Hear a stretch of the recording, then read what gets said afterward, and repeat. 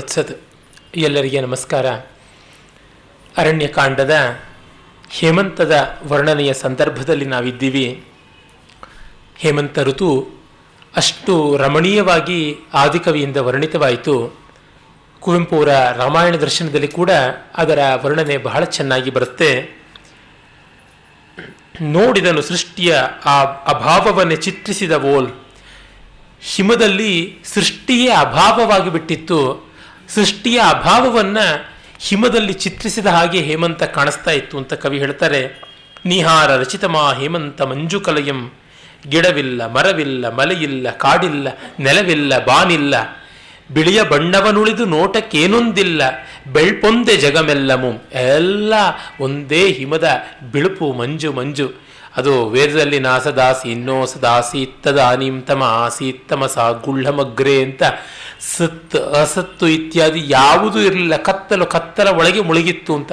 ಆ ಸ್ಥಿತಿಯಂಥದ್ದು ಕಡಲ ಕೆಡಹದೊಳುದಿಸಿ ಮಂಥನದ ರಭಸಕ್ಕೆ ಸಿಡಿದು ತುಂತುರು ತುಂತುರಾಗಿ ನಾನಾ ದೆಸೆಗೆ ಪರ್ವಿದ ಕೇಂದ್ರಾತಿಗಾಮೃತಂ. ಪರ್ವತದ ಮೇಣ್ ಫಣಿಯ ಮೇಣ್ ಅಸುರ ಅಮರಾಕಾರದಿಂ ಪ್ರವಹಿಸಿತೋ ಶೀಕರ ತುಷಾರದೋಲೆಂಬಂತೆ ಬಿಳಿಮಂಜುತಾಂ. ರೌಪ್ಯ ಧೂಳಿಯ ಸಾಂದ್ರ ಧೌತ ಧವಳವ ನೆರಚಿ ಮುಚ್ಚಿ ಮುಸುಗುದುದು ಗಿರಿವನ ಭುವನಮಂ. ಸಮುದ್ರ ಮಥನ ಕಾಲದಲ್ಲಿ ಕ್ಷೀರಸಾಗರದ ತುಂತುರುಗಳು, ಅಮೃತದ ತುಂತುರುಗಳು, ಬೆಳಗಿರುವ ಆ ವಾಸುಕಿಯ ಮೈಯ ಕಾಂತಿ ಎಲ್ಲವೂ ಸೇರಿ ಒಂದೇ ಧೂಳಾಗಿ ಹರಡಿಬಿಡ್ತೋ ಏನೋ ಎನ್ನುವಂತೆ ಆ ಬಿಳುಪು ತೋರ್ತಾ ಇತ್ತು. ಆಮೇಲೆ ಮೇಣ್ ಮಳಲೆ ಹೊಗೆಯಾಯಿತು, ನೊರೆಯ ಇಬ್ಬನಿಯಾಯಿತು ತಾನೆಂಬ ಕಡಲಾಗೆ ದಟ್ಟಿ ತೈಕಿಲ್ಸೋನೆ. ಬಳಿ ಇರ್ದುಮ ಬಳಸಿದ್ದ ಮುಳ್ಳಿನೊಡ್ಡು ಮಂಜಿನೊಳ್ ಮಸುಳೆ. ತೆಪ್ಪವಾದುದು ತೇಲ್ದುದವರಾಶ್ರಮಂ ಮತ್ತೆ ನೋಡುತ್ತಿರೆಯಿರೆ. ಕೊಡಹಿದರಳೆ ಪಸಿರಿಸು ತುರ್ಬಿ ಪರ್ಪುವೋ ಲೊಯ್ಯನೆ ಪಳಂಚುತ ಅಲೆದ ಹಿಮಂ. ತಬ್ಬಿತು ಎಲೆವನೆಯನಂತೆಯೇ ತುಂಬಿ ತೊಳದೊಳಗುಮಂ.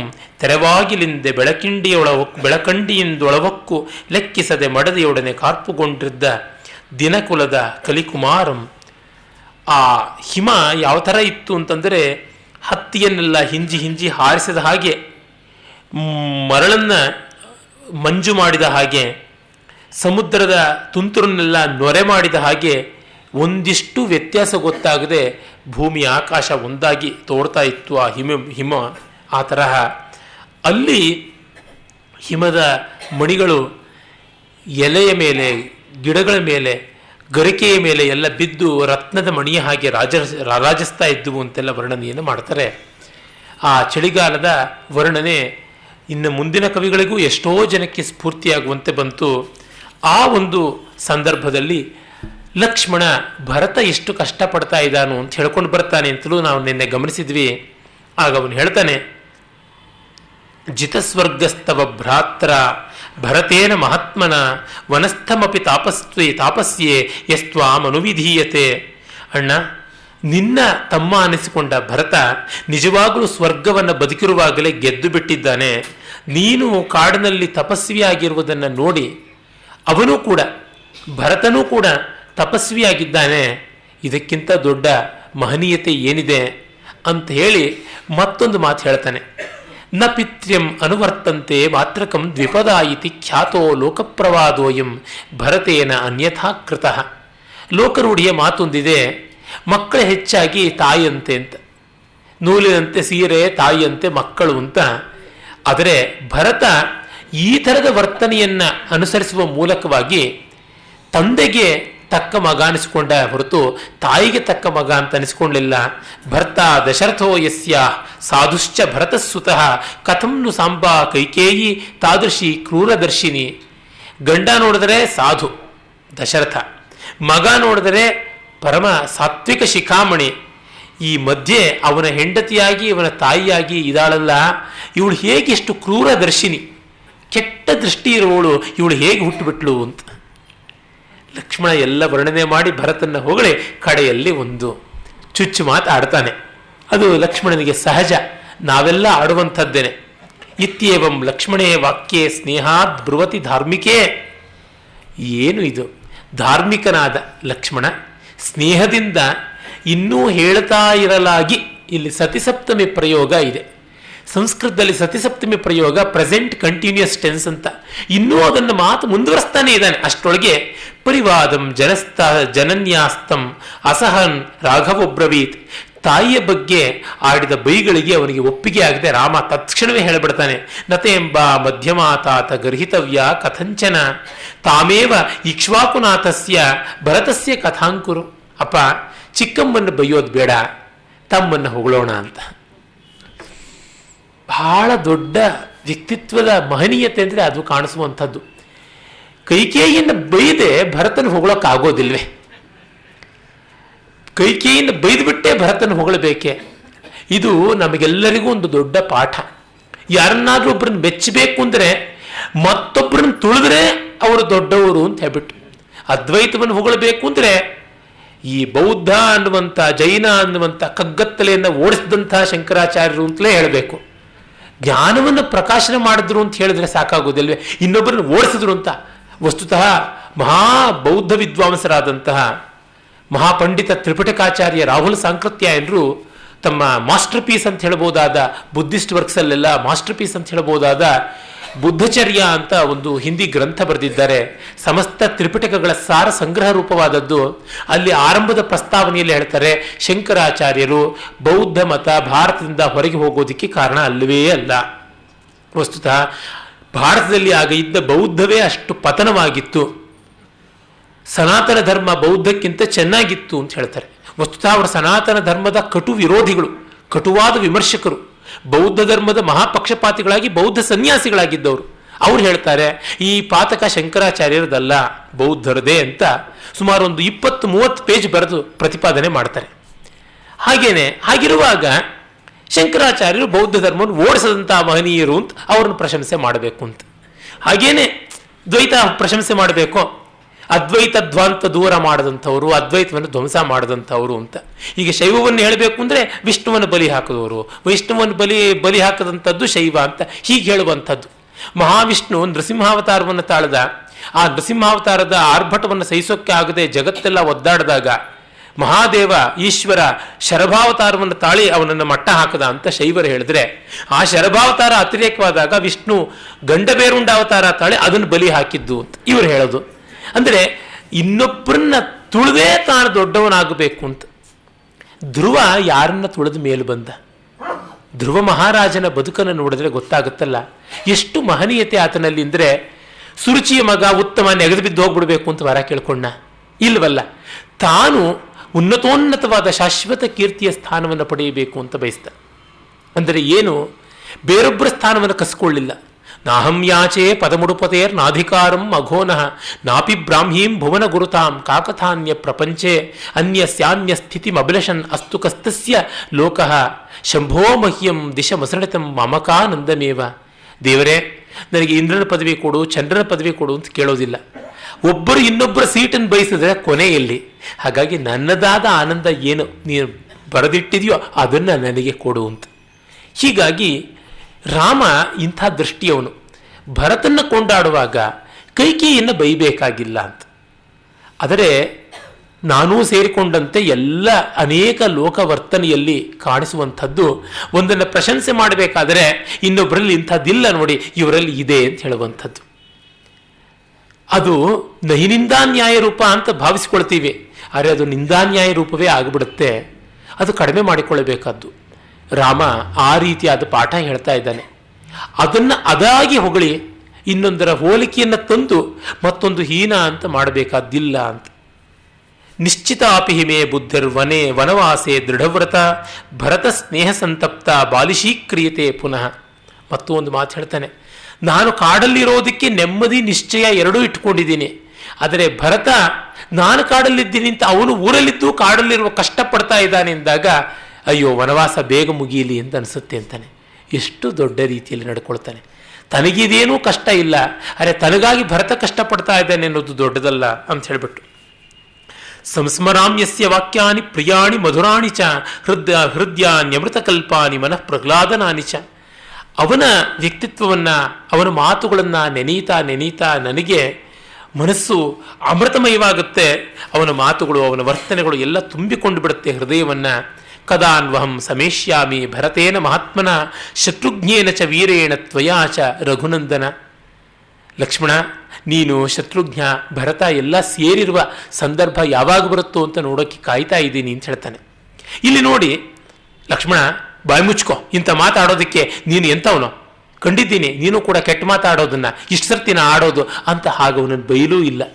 ಗೊತ್ತು ಲಕ್ಷ್ಮಣ ಆಡ್ತಾ ಇರುವಂಥದ್ದು ರಾಮನ ಮೇಲಿನ ಪ್ರೀತಿಯಿಂದ, ಭರತನ ಮೇಲಿನ ಗೌರವದಿಂದ. ಹೀಗಾಗಿ ಕೈಕೇಯಿ ನಿಂದೆ ಮಾಡುವ ಇವನು ಕಲ್ಮಶ ಹೃದಯಿ ಅಲ್ಲ. ಆದರೆ ಅಣ್ಣನ ಮೇಲಿನ ಪ್ರೀತಿಯಿಂದ ಈ ಮಾತು ಬರ್ತಾ ಇದೆ. ಆದರೂ ಪ್ರೀತಿಯಾಗಲಿ ಮತ್ತೊಂದಾಗಲಿ ನಿಂದೆಯಲ್ಲಿ ಪರ್ಯವಸಾನ ಆಗಬಾರದು.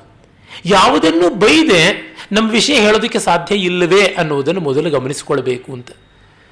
ಆ ದೃಷ್ಟಿಯಿಂದಲೇ ನಿರ್ವೈರ ಮೈತ್ರಿ ಇದನ್ನು ಜ್ಞಾನಿಯ ಮಹಾಲಕ್ಷಣವಾಗಿ ಹೇಳಿರುವಂಥದ್ದು. A true spiritualist will never claim that. ಆದರೆ ಸಂದರ್ಭವನ್ನು ಸಮಯವನ್ನು ನೋಡಿ ಯಾರಿಗೋ ಒಬ್ಬರಿಗೆ ಒಂದು ಪಾಠವಾಗಬೇಕಾದಾಗ ಮಾಡಿರುವುದುಂಟು. ಆದರೆ ಅದು ಅವರ ಆಧಾರ ಶ್ರುತಿ ಅಲ್ಲವೇ ಅಲ್ಲ. ಈ ಖಂಡನವಿಲ್ಲದೆ ಮಂಡನ ಮಾಡೋದಕ್ಕೆ ಸಾಧ್ಯ ಆಗೋದಿಲ್ವ? ಖಂಡಿತ ಸಾಧ್ಯವಾಗುತ್ತೆ. ಸೇಡಿಯಾಪು ಕೃಷ್ಣ ಭಟ್ರು ಬಹಳ ಚೆನ್ನಾಗಿ ಹೇಳ್ತಾರೆ, ಒಂದು ವಿಷಯ ತಪ್ಪು ತಪ್ಪು ತಪ್ಪು ಅಂತ ಶಂಖ ಜಾಗಟೆ ತಗೊಂಡು ಬಾರಿಸಿ ಹೇಳೋದಕ್ಕಿಂತ ಸರಿಯಾಗಿರೋದನ್ನು ಮುಂದೆ ಇಟ್ಟರೆ ತಾನಾಗಿ ಗೊತ್ತಾಗುತ್ತಲ್ಲ ಅಂತ. ಸರಿಯಾಗಿರೋದನ್ನು ತೋರಿಸ್ಬೇಕು, ಸರಿಯಾಗಿರೋದನ್ನು ಬಾಳಬೇಕು ಅಂದರೆ ಅಂತರಂಗದಲ್ಲಿ ತುಂಬ ಶಾಂತಿ ಇರಬೇಕಾಗುತ್ತೆ. ತಳಮಳ ಇದ್ದಾಗಲೇ ಬಹಳ ಬಹಳ ಕಟುಕಟುವಾದ ನಿಂದೆಗಳು ಬರ್ತವೆ. ವೀರಕೇಸರಿ ಸೀತಾರಾಮ ಶಾಸ್ತ್ರಿಗಳ ಬಗ್ಗೆ ಬರೀತಾ ನಮ್ಮ SR ರಾಮಸ್ವಾಮಿಯವರು ಹೇಳ್ತಾರೆ, ಅವರಿಗೆ ನಿರುದ್ವಿಗ್ನತೆ ಸಹಜವಾಗಿ ಸಿದ್ಧವಾಗಿತ್ತು ಅಂತ.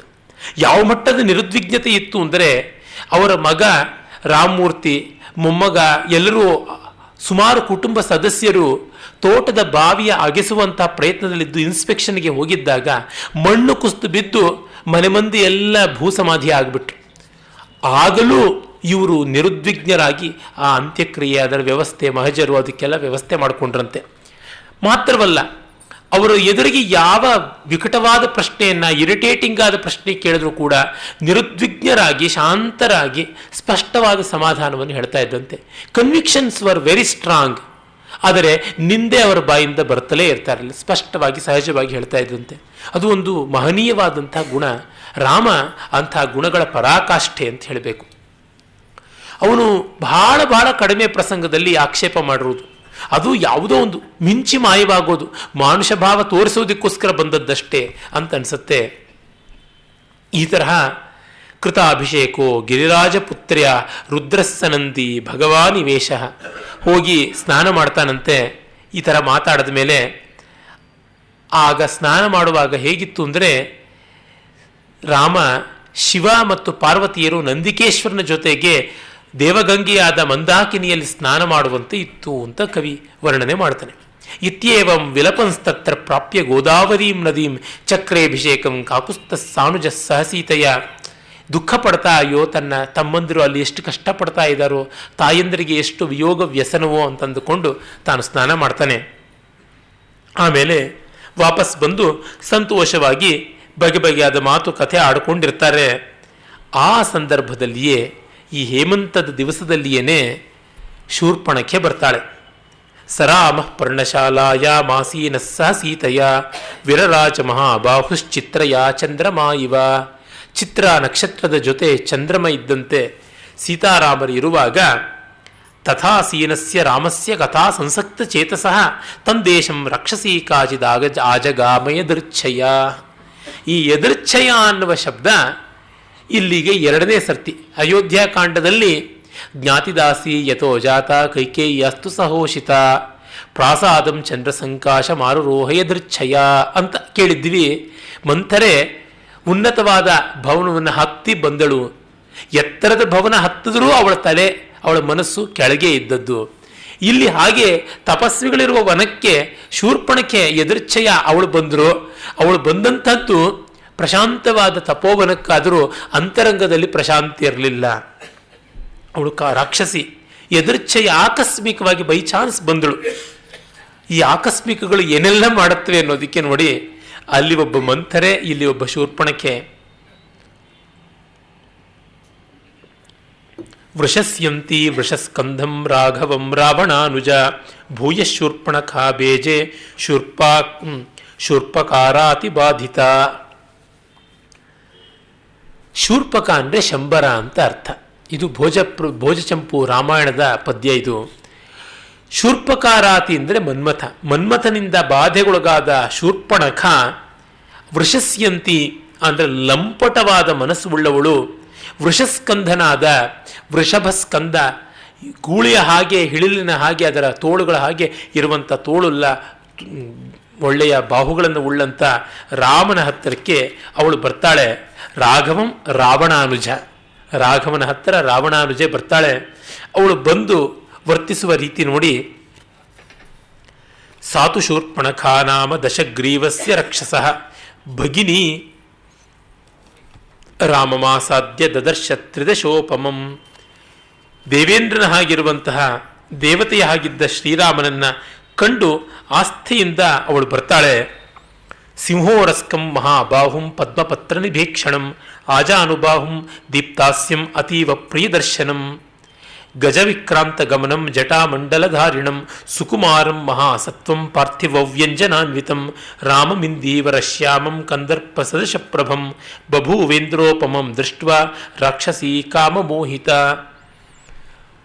ಸಿಂಹದ ಕಟಿ ವಕ್ಷಸ್ಥಲ, ಮಹಾಬಾಹು, ಪದ್ಮಾಕ್ಷ, ಆಜಾನುಬಾಹು, ಪ್ರಕಾಶಮಾನನಾದ ಮುಖ, ಆನೆಯ ಗಮನ, ಜಟಾಮಂಡಲ ಧಾರಣ, ಸುಕುಮಾರ, ಮಹಾಸತ್ವ, ಕ್ಷತ್ರಿಯ ವೇಷಧಾರಿ, ಇಂದೀವರ ಶ್ಯಾಮ, ಮನ್ಮಥ ಸಾಕಾರ ಈ ಶ್ರೀರಾಮನನ್ನು ಕಂಡು ಇವಳು ಆಕರ್ಷಿತಳಾಗಿ ಬರ್ತಾಳೆ. ಮೊನ್ನೆಯೇ ನಾನು ಹೇಳಿದ್ದೆ ರಾಮಾಯಣದ ಅಂತರರ್ಥದ ಸ್ವಾರಸ್ಯ ಅಂತ ಸೂಕ್ಷ್ಮವಾಗಿ ತೋರ್ಪಡಿಸ್ತಾ, ಪ್ರಕೃತಿ ಪರಾಪ್ರಕೃತಿಯನ್ನು ಬಿಟ್ಟು ಪರಮಪುರುಷನನ್ನು ಬಯಸೋಕ್ಕೆ ಹೋದದ್ದು ಇವಳ ತಪ್ಪು, ಸಮಗ್ರತೆಯನ್ನು ಕಂಡುಕೊಳ್ಳಲಿಲ್ಲ. ಹಾಗಾಗಿ ಇವಳಿಗೆ ನಾಸಾಚ್ಛೇದದ ವಿರೂಪವಾಯಿತು, ರಾವಣನಿಗೆ ಶಿರಶ್ಛೇದವೇ ಆಯಿತು ಅಂತ. ಈ ಸಂದರ್ಭದಲ್ಲಿ ತುಂಬ ಆಕ್ಷೇಪಗಳು ಬಂದಿವೆ ರಾಮನ ಮೇಲೆ. ಶೂರ್ಪಣಖಿಯಂಥ ಹೆಣ್ಣಿನ ಮೇಲೆ ಇವನು ದೌರ್ಜನ್ಯ ಮಾಡಿಸಿಬಿಟ್ಟ, ಅವಳನ್ನು ಫುಟ್ಬಾಲ್ ಒದ್ದಂಗೆ ಅಲ್ಲಿಂದ ಇಲ್ಲಿಗೆ ಅಣ್ಣ ತಮ್ಮಂದರು ಇಟ್ಟಾಡಿಸಿಬಿಟ್ರು ಅಂತೆಲ್ಲ ಹೇಳಿಬಿಟ್ಟು ನಮ್ಮ ಗೌರೀಶ ಕಾಯ್ಕಿಣಿಯಂಥ ದೊಡ್ಡ ವಿದ್ವಾಂಸರು ಇನ್ನೂ ಅನೇಕರು ಕೂಡ ಆಕ್ಷೇಪ ಮಾಡುವುದರ ಜೊತೆಗೆ ನಮ್ಮ ಯಕ್ಷಗಾನಗಳು, ಬೇರೆ ಬೇರೆ ರಾಮಾಯಣಗಳ ವರ್ಷನ್ಸು ಇವು ಕೂಡ ಈ ಒಂದು ಅನ್ಯಾಯಕ್ಕೆ ಸ್ವಲ್ಪ ಪುಟ ಕೊಟ್ಟಿವೆ. ಹೇಗೆ ಅಂದರೆ, ಶೂರ್ಪಣಕ್ಕೆ ಸುಂದರಿಯಾಗಿ ಸುಕುಮಾರಿಯಾಗಿ ಬಂದಳು, ಆಗ ರಾಮ ಈ ಕೆಲಸ ಮಾಡಿದ್ದು ಅಂತ. ವಸ್ತುತಃ ರಾಮಾಯಣದಲ್ಲಿ ಹಾಗಿಲ್ಲ. ನಾವೆಲ್ಲ ಮಾಯಾ ಶೂರ್ಪಣಕೆ ಅಂತಲೇ ಓದಿರುವಂಥದ್ದು ಎಷ್ಟೋ ಕಥೆಗಳಲ್ಲಿ, ಸಿನಿಮಾ, ನಾಟಕ ಇತ್ಯಾದಿಯಲ್ಲೆಲ್ಲ. ಅಲ್ಲಿ ರಂಜನೆಗೆ ಒಳ್ಳೆಯ ಅವಕಾಶ ಬರುತ್ತೆ ಮಾಯಾ ಶೂರ್ಪಣಕೆ ಅಂತ ಮಾಡಿಕೊಂಡ್ರೆ. ನಾನೇ ಮಾಡಿಸಿರುವುದುಂಟು, ನಮ್ಮ ಮಂಟ ಪ್ರಭಾಕರ್ ಉಪಾಧ್ಯಾಯರ ಕೈನಲ್ಲಿ ಮಾಯಾ ಶೂರ್ಪಣಕೆಯ ಒಂದು ಪ್ರಸಂಗವನ್ನು ಕೂಡ ಮಾಡಿಸಿರೋದುಂಟು ಯಕ್ಷಗಾನೀಯವಾದ ರೀತಿಯಲ್ಲಿ. ಅವಳು ಸುಂದರಿಯಾಗಿ ಅಲಂಕಾರ ಮಾಡ್ಕೊಂಡು ಬರ್ತಾಳೆ, ಆದರೆ ಆ ಸೌಂದರ್ಯ ಶರೀರಕ್ಕೆ ಸಂಬಂಧಪಟ್ಟಿರುತ್ತೆ ಹೊರತು ಮನಸ್ಸಿಗೆ ಅಲ್ಲ. ಹೀಗೆಲ್ಲ ಅದನ್ನು ತುಂಬ ಕಲಾವಿದರುಗಳೆಲ್ಲ ಮಾಡಿದ್ದಾರೆ. ನಮ್ಮ ಪದ್ಮಾ ಸುಬ್ರಹ್ಮಣ್ಯಂ ಅವರಂತೂ ಎಳುತ್ತೆಚ್ಚ ರಾಮಾಯಣದ ಆ ಭಾಗವನ್ನು ತೆಗೆದುಕೊಂಡು ಬಹಳ ಸೊಗಸಾಗಿ ಮಾಡ್ತಾರೆ. ಸೀತೆಗೆ ಕಣ್ಣಿಷ್ಟು ದೊಡ್ಡದಿದ್ರೆ ನಾನು ಇಷ್ಟು ದೊಡ್ಡದಾಗಿ ಮಾಡ್ಕೊಳ್ತೀನಿ, ಅವಳು ಇಷ್ಟು ಬಣ್ಣ ಇದ್ದರೆ ನಾನು ಇನ್ನಷ್ಟು ಬಣ್ಣ ಮಾಡ್ಕೊಳ್ತೀನಿ, ಅವಳು ಇಷ್ಟು ಉದ್ದ ಕುಂಕುಮ ಇಟ್ಕೊಂಡು ನಾನು ಇಷ್ಟು ಉದ್ದ ಇಟ್ಕೊಳ್ತೀನಿ ಅಂತ ಅವಳ ಮೇಲೆ ಕಾಂಪಿಟೇಷನ್ಗೆ ಹೋದಂತೆ ಎಲ್ಲ ಅಲಂಕಾರ ಮಾಡಿಕೊಳ್ಳುವಂಥದ್ದು ಎಲ್ಲ ತೋರಿಸ್ತಾರೆ. ತುಂಬ ಚೆನ್ನಾಗಿವೆ ನಿಜ. ಆದರೆ ಅವುಗಳನ್ನು ಪರಮಾರ್ಥವಾಗಿ ತಗೊಂಡಾಗ ರಾಮನಿಗೆ, ರಾಮಾಯಣಕ್ಕೆ, ವಾಲ್ಮೀಕಿಗೆ, ನಮ್ಮ ಪರಂಪರೆಗೆ ಅನ್ಯಾಯವಾಗುತ್ತೆ. ಯಾಕೆ ಅನ್ಯಾಯವಾಗುತ್ತೆ ಅಂದರೆ, ಒಳ್ಳೆ ಸಚ್ಚಾರಿತ್ರಗಳಾದ ಸುಂದರಿಯಾದಂಥ ಹೆಣ್ಣುಮಗಳು ಬಂದರೆ 16 ಹರೆಯದ ಬಾಲೆ ಬಂದಾಗ ರಾಮ ತುಂಬ ಹಿಂದು ಮುಂದೆ ನೋಡದೆ ಅವಳನ್ನು ಕೇಡಿಗೆ ಒಳಪಡಿಸಿಬಿಟ್ಟ, ಅನ್ಯಾಯಕ್ಕೆ ತುತ್ತು ಮಾಡಿಬಿಟ್ಟ ಅಂತ. ಇದು ಹಾಗಲ್ಲ. ಅವಳ ರಾಕ್ಷಸಿ ಹಾಗೇ ಬಂದಳು ಅನ್ನುವುದು ವಾಲ್ಮೀಕಿ ರಾಮಾಯಣದ ವರ್ಷನ್. ನಮಗೆ ವಾಲ್ಮೀಕಿ ರಾಮಾಯಣದ ವರ್ಷನ್ನೇ ಅಧಿಕೃತ. ಇನ್ನು ಯಾವ ಆಚಾರ್ಯರ ಬರೆಯಲಿ, ಇನ್ನು ಯಾವ ಪುರಾಣ ಬರೆಯಲಿ, ಯಾವುದು ಬರಲಿ, ಇದಾದ ಮೇಲೆ ಇದಕ್ಕೆ ವಿರುದ್ಧವಾಗಿಲ್ಲದೆ ಇದ್ದರೆ ಅದು ಸಪೋರ್ಟಿಂಗ್, ಇದಕ್ಕೆ ವಿರುದ್ಧವಾದರೆ ಅದು ಅಷ್ಟರ ಮಟ್ಟಿಗೆ ಗ್ರಾಹ್ಯವಲ್ಲ. ಯಾಕೆ? ವಾಲ್ಮೀಕಿ ಮೊದಲು ರಾಮಾಯಣವನ್ನು ಕಂಡದ್ದು. ಹೀಗಾಗಿ ಅದರಿಂದ ಇದಕ್ಕೆ ಪೂರಕವಾಗುವಂತೆ ಇರುವಂಥದ್ದನ್ನು ವಿಚಾರಕ್ಕೆ ಇಟ್ಕೊಳ್ಬೇಕು. ಕಾವ್ಯ ಸೌಂದರ್ಯಕ್ಕೆ ಯಾವುದನ್ನು ಇಟ್ಕೊಳ್ಳೋಣ. But when you want to evaluate the character of Rama, ರಾಮನ ಚಾರಿತ್ರ್ಯವನ್ನು ಅಳೆಯಬೇಕು ಅನ್ನೋರಿಗೆ ರಾಮಾಯಣವೇ ಪ್ರಮಾಣ. ಈ ತರ್ಕ ಮಾಡೋಕ್ಕೆ ಬಂದಾಗ ಇದು ಪ್ರಮಾಣ. ಆಸ್ವಾದ ಆನಂದಕ್ಕೆ ಯಾರು ತಕರಾರು ಮಾಡ್ಕೊಂಡು ಬರೋ ಮನಸ್ಸಲ್ಲ. ಆಗ ಎಲ್ಲ ರಾಮಾಯಣಗಳು ಚೆನ್ನ, ಯಾಕೆ ಎಲ್ಲ ರಾಮಾಯಣಗಳು ರಾಮನ ಮೇಲಿನ ಭಕ್ತಿ ಪ್ರೀತಿಗಳಿಂದ ಹೊರಟಿವೆ. ಬೇರೆ ಬೇರೆ ದೃಷ್ಟಿಯಿಂದ ಬರೆದರೂ ಕೂಡ ಅದು ದುರ್ದೃಷ್ಟಿ ಅಲ್ಲ. ಅಲ್ಲಿ ಇಲ್ಲಿ ಲೋಪ ಇರಬಹುದು, ಕಾವ್ಯ ಸ್ವಾರಸ್ಯದ ಸ್ವಾತಂತ್ರ್ಯ ಇರಬಹುದು, ಇರಲಿ. ಇಲ್ಲಿ ನೋಡಿ ಶೂರ್ಪಣಖೆ ರಾಮರು ಯಾವ ಥರ ಇದ್ದಾರೆ ಅಂತ ವಾಲ್ಮೀಕಿ ಮಹರ್ಷಿಗಳು ಮೂರು ಶ್ಲೋಕಗಳಲ್ಲಿ ವಿಷಮಾಲಂಕಾರ ಅಂತ ಹೇಳ್ತಾರೆ. ಕಾಂಟ್ರಾಸ್ಟ್ ತೋರಿಸುವುದೇ ವಿಷಮಾಲಂಕಾರದ ಮುಖ್ಯ ಲಕ್ಷಣ. 3 ವಿಷಮಾಲಂಕಾರದ ಪದ್ಯಗಳಲ್ಲಿ ತೋರಿಸ್ತಾರೆ. ರಾಮಾಯಣದಲ್ಲಿ ಇಂಥ ವಿಷಮಾಲಂಕಾರದ ಪದ್ಯಗಳು ಸ್ವಲ್ಪ ವಿರಳ, ಸ್ಪೆಷಲ್ಲಾಗಿ ಬಂದಿರುವಂಥ ಸಂದರ್ಭ ಗಮನಿಸಬೇಕು. ಸುಮುಖಂ ದುರ್ಮುಖಿ ರಾಮಂ ವೃತ್ತ ಮಧ್ಯಂ ಮಹೋದರಿ ವಿಶಾಲಾಕ್ಷಂ ವಿರೂಪಾಕ್ಷಿ ಸುಕೇಶಂ ತಾಮ್ರಮೂರ್ಧಜ ಪ್ರೀತಿರೂಪಂ ವಿರೂಪಾಸಾ ಸುಸ್ವರಂ ಭೈರವಸ್ವನ ತರುಣಂ ದಾರುಣ ವೃದ್ಧ ದಕ್ಷಿಣಂ ವಾಮಭಾಷಿಣಿ ನ್ಯಾಯವೃತ್ತಂ ಸುದುರ್ವೃತ್ತ ಪ್ರಿಯಂ ಅಪ್ರಿಯದರ್ಶನ ಶರೀರಜ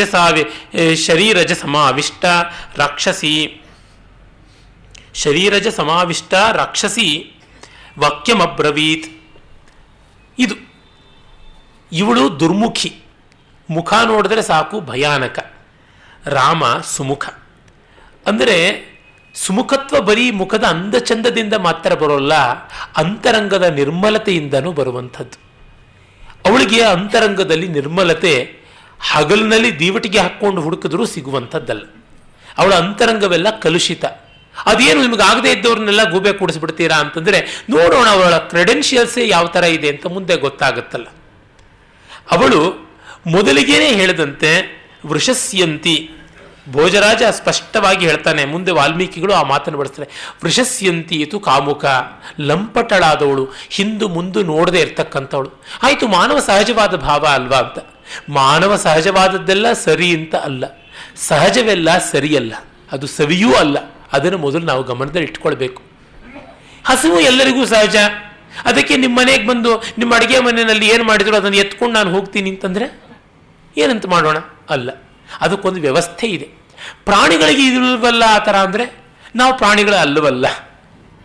ಪ್ರಾಣಿಗಳು ದೇವರು ಕೊಟ್ಟಂತೆ ಯಾವ ವಸ್ತ್ರ ಅಲಂಕಾರ ಇಲ್ಲದೆ ಇರುತ್ತವೆ, ಮತ್ತು ಯಾವ ಮನೆ ಮಠ ಇಲ್ಲದೆ ಇರುತ್ತವೆ. ನಾವು ಆಗಿರೋ ಖಾದ್ಯವ ಇದ್ದೇವ? ಇಲ್ಲ. ನಮಗೊಂದು ವ್ಯವಸ್ಥೆ ಮಾಡಿಕೊಂಡ ತಕ್ಷಣ ಎಲ್ಲವನ್ನ ಅನುಸರಿಸಬೇಕಾಗುತ್ತದೆ. ಯಾವಾಗ ಒಂದನ್ನು ಒಪ್ಪಿಕೊಂಡವೋ ಮಿಕ್ಕದ್ದು ಎಲ್ಲ ತಾನಾಗಿ ಬರುತ್ತೆ. ಹಾಗಾಗಿ ಇವಳಿಗೆ ಮಾನವ ಸಹಜವಾದದ್ದು ಅಂತ ಹೇಳೋದಕ್ಕೆ ಸಾಧ್ಯ ಇಲ್ಲ. ಆ ಮಾನವ ಸಹಜವಾದದ್ದು ದಿಕ್ಕಾಪಾಲಾಗಬಾರ್ದು ಅಂತಲೇ ವಿವಾಹ ಇತ್ಯಾದಿ ವ್ಯವಸ್ಥೆಯನ್ನು ಮಾಡಿರೋದು. ವಿವಾಹ ಇವಳಿಗೆ ಆಗಿರಲಿಲ್ವಾ? ಆಗಿತ್ತು. ಆಗಿ ಗಂಡ ಸತ್ತು ಹೋಗಿದ್ದ. ಸರಿ, ಪಾಪ ಗಂಡ ಸತ್ತೋಗಿರೋ ಹೆಣ್ಣು ಮಗಳು, ಆಯಿತು, ಅವರ ಧರ್ಮಶಾಸ್ತ್ರದಲ್ಲಿ ಪುನರ್ವಿವಾಹಕ್ಕೆ ಅವಕಾಶ ಇದೆ, ಯಾತಕ್ಕೆ ಮಾಡ್ಕೊಳ್ಳಿಲ್ಲ ಅವಳು? ಮಾಡ್ಕೋಬೇಕಾಗಿತ್ತು. ಋಗ್ವೇದದಲ್ಲಿಯೇ ಬರುತ್ತೆ ಪುನರ್ವಿವಾಹದ ಸೂಚನೆ ಇತ್ತು ಅಂತ. ಇವಳಿಗೆ ಅಷ್ಟು ಬೇಕು ಅಂತಿದ್ರೆ ಕುಟುಂಬ ಮದುವೆ ಮಾಡ್ಕೊಳ್ಬಹುದಾಗಿತ್ತು. ಆದರೆ ಇವಳಿಗೆ ಯಾವ ಗಂಡನಿಗೂ ಪ್ರಾಮಾಣಿಕವಾಗಿ ನಡ್ಕೊಳ್ಬೇಕು ಅನ್ನೋ ಬುದ್ಧಿ ಇಲ್ಲವಲ್ಲ. ಹೀಗಾಗಿ ಇವಳ ವರ್ತನೆಯೆಲ್ಲ ತೊಂಡಲೆತ ಆಯಿತು. ಅದು ಮುಂದೆ ಕಾಣಿಸುತ್ತೆ. ಸರಿ, ಹಾಗಿದ್ದಾಗ ನಿಮಗೇನು ತೊಂದರೆ ಮಾಡಿದ್ರು? ಅದರಿಂದಲೇ ಸೀತೆಯನ್ನು ಕೊಲ್ಲಬೇಕು ಅಂತ ನೋಡಿದಳಲ್ವಾ, ಅದಕ್ಕೋಸ್ಕರ. ಒಬ್ಬ ವ್ಯಕ್ತಿ ಮತ್ತೊಬ್ಬ ವ್ಯಕ್ತಿಯನ್ನು ಕೊಲ್ಲೋದಿಕ್ಕೆ ಬಂದಾಗ ಅವನನ್ನು ಕೊಲ್ಲೋದು ತಪ್ಪಲ್ಲ ಅಂತ ಈ ಹೊತ್ತಿನ ಕಾನೂನು ಹೇಳ್ತಾ ಇದೆ. ಹಾಗಾಗಿ ತುಂಬ ಕಡಿಮೆ, ಬಹಳ ಕಡಿಮೆ ಪನಿಷ್ಮೆಂಟ್ ಕೊಟ್ಟಿದ್ದು ನಾಸಾಚ್ಛೇದನ. ಅವಳು ಮತ್ತೆ ದುರ್ಮುಖಿ. ವೃತ್ತ ಮಧ್ಯಂ ಮಹೋದರಿ. ರಾಮನ ಸೊಂಟ ಸಿಂಹಕಟಿ, ತೆಳ್ಳಗೆ ಇರುವಂಥದ್ದು. ಆತ ಬೊಜ್ಜು ಬೆಳೆಸ್ಕೊಂಡಂಥವನಲ್ಲ, ತೆಳ್ಳಗಿದ್ದವನು. ಇವಳು ಮಹೋದರಿ, ನಗಾರಿ ಅಂತ ಹೊಟ್ಟೆ ಇವಳಿಗೆ.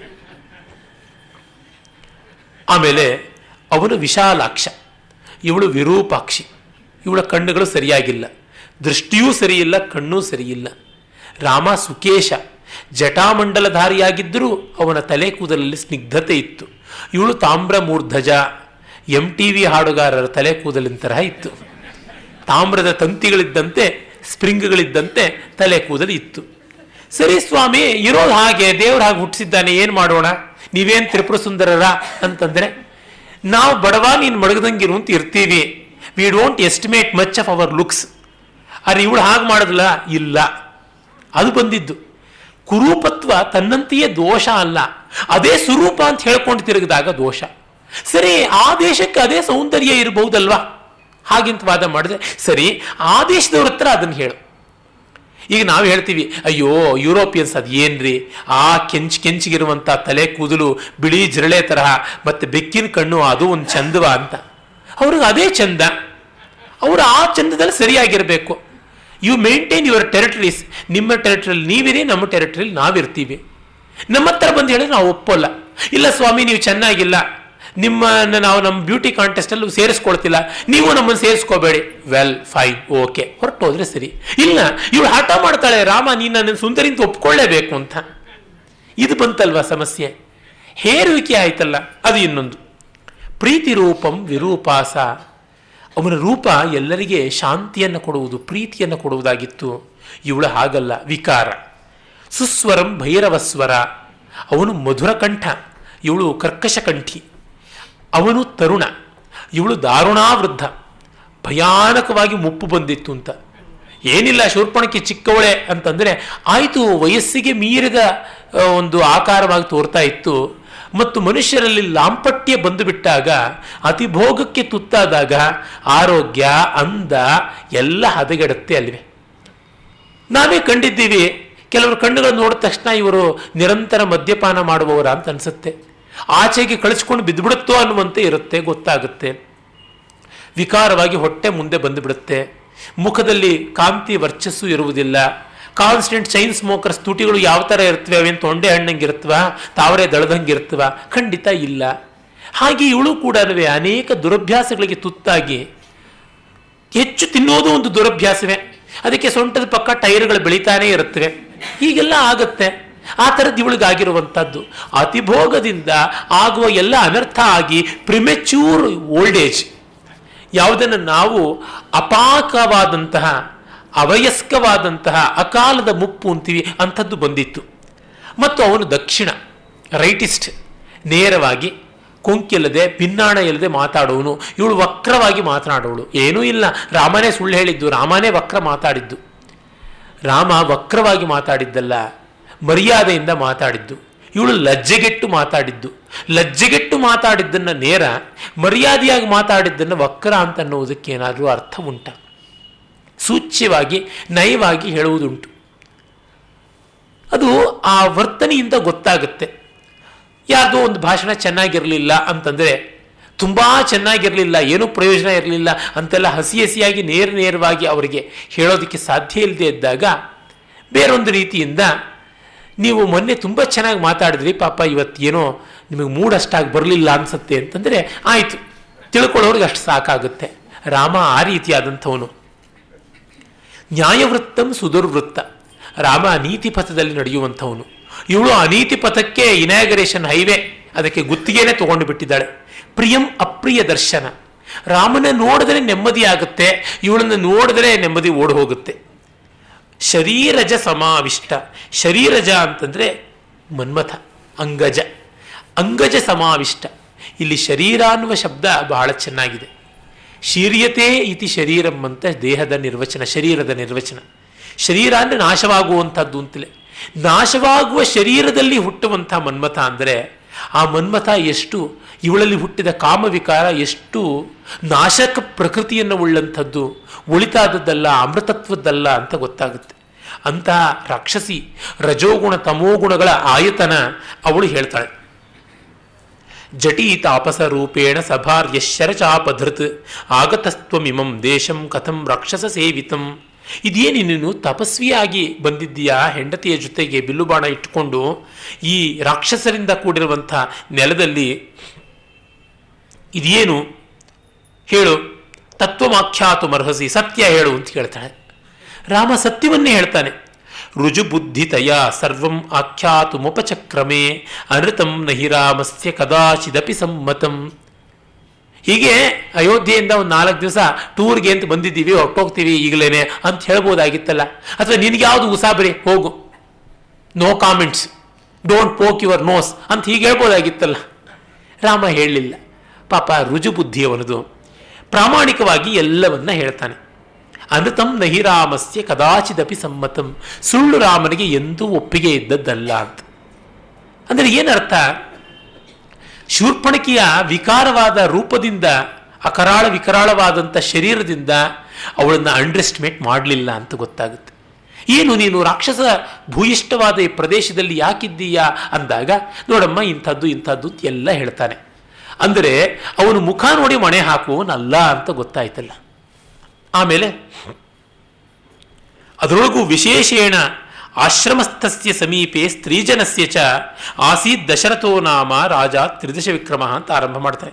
ಮತ್ತೆ ಅವನಿಗೆ ಅದರೊಳಗೂ ಎಸ್ಪೆಷಲಿ ಹೆಂಗಸರ ಜೊತೆಗೆ ಮಾತನಾಡುವಾಗ, ತಪೋವನದಲ್ಲಿದ್ದ ಹೆಂಗಸರ ಜೊತೆಗೆ ಮಾತನಾಡುವಾಗ ಖಂಡಿತ ಸುಳ್ಳು ಹೇಳ್ತಾ ಇರಲಿಲ್ಲ ಅಂತ.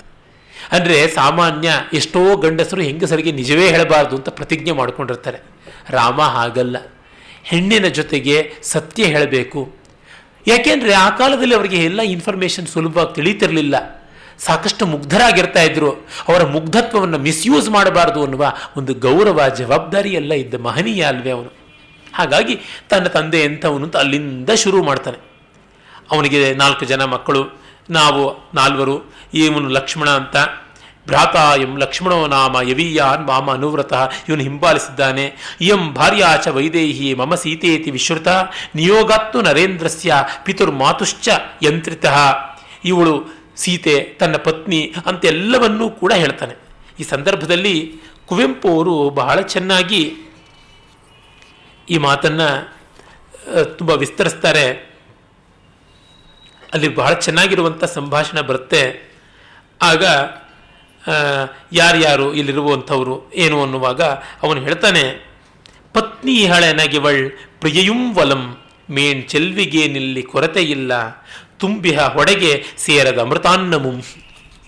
ಇವಳು ಪತ್ನಿ ಪ್ರಿಯೆಯೂ ಆಗಿದ್ದಾಳೆ, ಹೊಟ್ಟೆ ತುಂಬಿದ ಮೇಲೆ ಅಮೃತವೂ ಬೇಡ ಅಂತ ಅನಿಸುತ್ತೆ ಅಂತ. ಅಂದರೆ ರಾಮನ ವ್ಯಕ್ತಿತ್ವವನ್ನು ಎಷ್ಟು ಚೆನ್ನಾಗಿ ಕುವೆಂಪು ಅವರು ರೂಪಿಸ್ತಾರೆ ನೋಡಿ. ಹಾಗೆ ಧರ್ಮಕ್ಕಾಗಿ ನಾನು ಬಂದಿರುವುದು, ವಾನಪ್ರಸ್ಥ ವ್ರತಿಷ್ಠನಾಗಿದ್ದೀನಿ. ವಾನಪ್ರಸ್ಥ ವ್ರತ ಅಂದರೆ ಬ್ರಹ್ಮಚರ್ಯ ಅನ್ನುವುದೆಲ್ಲವನ್ನೂ ಕೂಡ ಹೇಳ್ತಾರೆ. ಆಮೇಲೆ ನೇರವಾಗಿ ಇದನ್ನು ಹೇಳ್ತಾನೆ, ನೀನು ಯಾರು? ತ್ವಾಂತು ವೇದಿತು ಮಿಚ್ಛಾಮಿ ಕಥ್ಯತಾಂ ಕಾಸಿ ಕಸ್ಯವ ನಹಿತಾವನ್ ಮನೋಜ್ಞಾಂಗಿ ರಾಕ್ಷಸಿ ಪ್ರತಿಭಾಸಿಮೆ. ನೀನು ಏನು ಅಷ್ಟು ನೋಡೋಕ್ಕೆ ಹಿತವಾಗಿ ತೋರ್ತಾ ಇಲ್ಲ, ನೀನು ರಾಕ್ಷಸಿ ಅಂತೆ ತೋರ್ತಿದ್ದೀಯಾ ಯಾರು ಅಂತ ನೇರವಾಗಿ ಹೇಳ್ತಾ ಇದ್ದಾನೆ. ನೀನು ನೋಡಿದ್ರೆ ನಾಟ್ ಎ ಪ್ಲೀಸಿಂಗ್ ಪರ್ಸನಾಲಿಟಿ ಅಂತ. ರಾಮ ಅಪರೂಪ ಹೇಳೋದು, ಆದರೆ ಸತ್ಯವನ್ನು ಹೇಳ್ತಾನೆ. ಹಾಗೆ ಹೇಳಿದ್ದಾನೆ.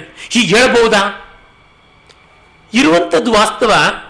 ಮತ್ತೆ ಹಾಗಿದ್ದರೂ ಕೂಡ ಅವಳನ್ನು ಮರ್ಯಾದೆಯಿಂದ ಮಾತಾಡಿಸಿ ಎಲ್ಲವನ್ನು ಹೇಳಿದ್ದಾನೆ. ನಿನ್ನ ಆಕೃತಿ ನನ್ನ ಮನಸ್ಸಿಗೆ ಹಿಡಿಸ್ತಾ ಇಲ್ಲಮ್ಮ, ನೀನು ನೋಡಿದ್ರೆ ರಾಕ್ಷಸಿಯಂತೆ ತೋರ್ತೀಯ, ನೀನೊಬ್ಬ ತಪಸ್ವಿನಿಯಂತೋ ಕ್ಷತ್ರಿಯಳಂತೆಯೋ ಕಾಣಿಸ್ತಾ ಇಲ್ಲ, ಏನು ಹೇಳು, ನೀನು ಸತ್ಯವನ್ನು ಹೇಳು ಅಂತ ಕೇಳ್ತಾನೆ. ಆಗ ಅವಳು ಸಬ್ರವೀದ್ ವಚನಂ ಶುತ್ವ ರಾಕ್ಷಸಿ ಮದನಾರ್ಧಿತ ಶ್ರೂಯತಾಂ ರಾಮ ವಕ್ಷ್ಯಾಮಿ ತತ್ವಾರ್ಥಂ ವಚನಂ ಮಮ. ನಿಜಾನೇ ನಾನು ಹೇಳ್ತೀನಿ. ಏನು ನಿಜ? ನಾನು ನಿನ್ನನ್ನು ಕಂಡು ಬಯಸ್ತಾ ಇದ್ದೀನಿ. ಅಹಂ ಶೂರ್ಪಣಖಾ ನಾಮ ರಾಕ್ಷಸಿ ಕಾಮರೂಪಿಣಿ ಅರಣ್ಯಂ ವಿಚರಾಮಿ ಇದಮೇಕ ಸರ್ವಭಯಂಕರ. ನಾನು ಭಯಂಕರಳಾಗಿ ಈ ಕಾಡಲ್ಲೆಲ್ಲ ಓಡಾಡುವ ಇಚ್ಛಾರೂಪವನ್ನು ಪಡ್ಕೊಳ್ಳಬಲ್ಲಂಥ ರಾಕ್ಷಸಿ ಶೂರ್ಪಣಖೆ ಅಂತ ಇವಳೇ ಹೇಳ್ಕೊಳ್ತಿದ್ದಾಳೆ. ನಾನು ಭಯಂಕರೆ, ನಾನು ಇಚ್ಛಾರೂಪಿಣಿ, ಕಾಮರೂಪಿಣಿ. ರಾವಣೋ ನಾಮವೇ ಭ್ರಾತ ಬಲೀಯಾನ್ ರಾಕ್ಷಸೇಶ್ವರ, ನಮ್ಮಣ್ಣ ಬಲಿಷ್ಠ ರಾಕ್ಷಸ ಇದ್ದಾನೆ ಅಂತ ಹೇಳ್ತಾ, ಪ್ರವೃದ್ಧ ನಿದ್ರಶ್ಚ ಸದಾ ಕುಂಭಕರ್ಣೋ ಮಹಾಬಲಃ. ಮತ್ತೊಬ್ಬ ಅಣ್ಣ ಇದ್ದಾನೆ ಕುಂಭಕರ್ಣ, ಬರೀ ನಿದ್ರೆನೇ ಅವನಿಗೆ. ವಿಭೀಷಣಸ್ತು ಧರ್ಮಾತ್ಮ ನತು ರಾಕ್ಷಸ ಚೇಷ್ಟಿತ. ಅರೆ ವಿಭೀಷಣ ಇದ್ದಾನೆ, ಅವನು ಧರ್ಮಾತ್ಮ, ಅವನಿಗೆ ನಮ್ಮ ರಾಕ್ಷಸರ ಚೇಷ್ಟೆಗಳು ಬುದ್ಧಿಗಳು ಬಂದಿಲ್ಲ. ನಿಜವೇ ಹೇಳಿದ್ದಾಳೆ, ಎಲ್ಲ ಸರಿಯಾಗಿದೆ. ಮತ್ತೆ ಖರ ದೂಷಣರು ಅಂತ ಇನ್ನಿಬ್ಬರು ಇದ್ದಾರೆ. ಸಮುಪೇತಾಸ್ಮಿ ಭಾವೇನ ಭರ್ತಾರಂ ಪುರುಷೋತ್ತಮಂ ಅಹಂ ಪ್ರಭಾವ ಸಂಪನ್ನ ಸ್ವಚ್ಛಂದ ಬಲಗಾಮಿನಿ. ನಾನು ನಿನ್ನನ್ನು ಇಷ್ಟದಿಂದ ಪ್ರೇಮದಿಂದ ಮೆಚ್ಚಿ ಬಂದಿದ್ದೇನೆ. ನನಗೆ ತೇಜಸ್ಸು ಬಲ ಎಲ್ಲ ಇದೆ.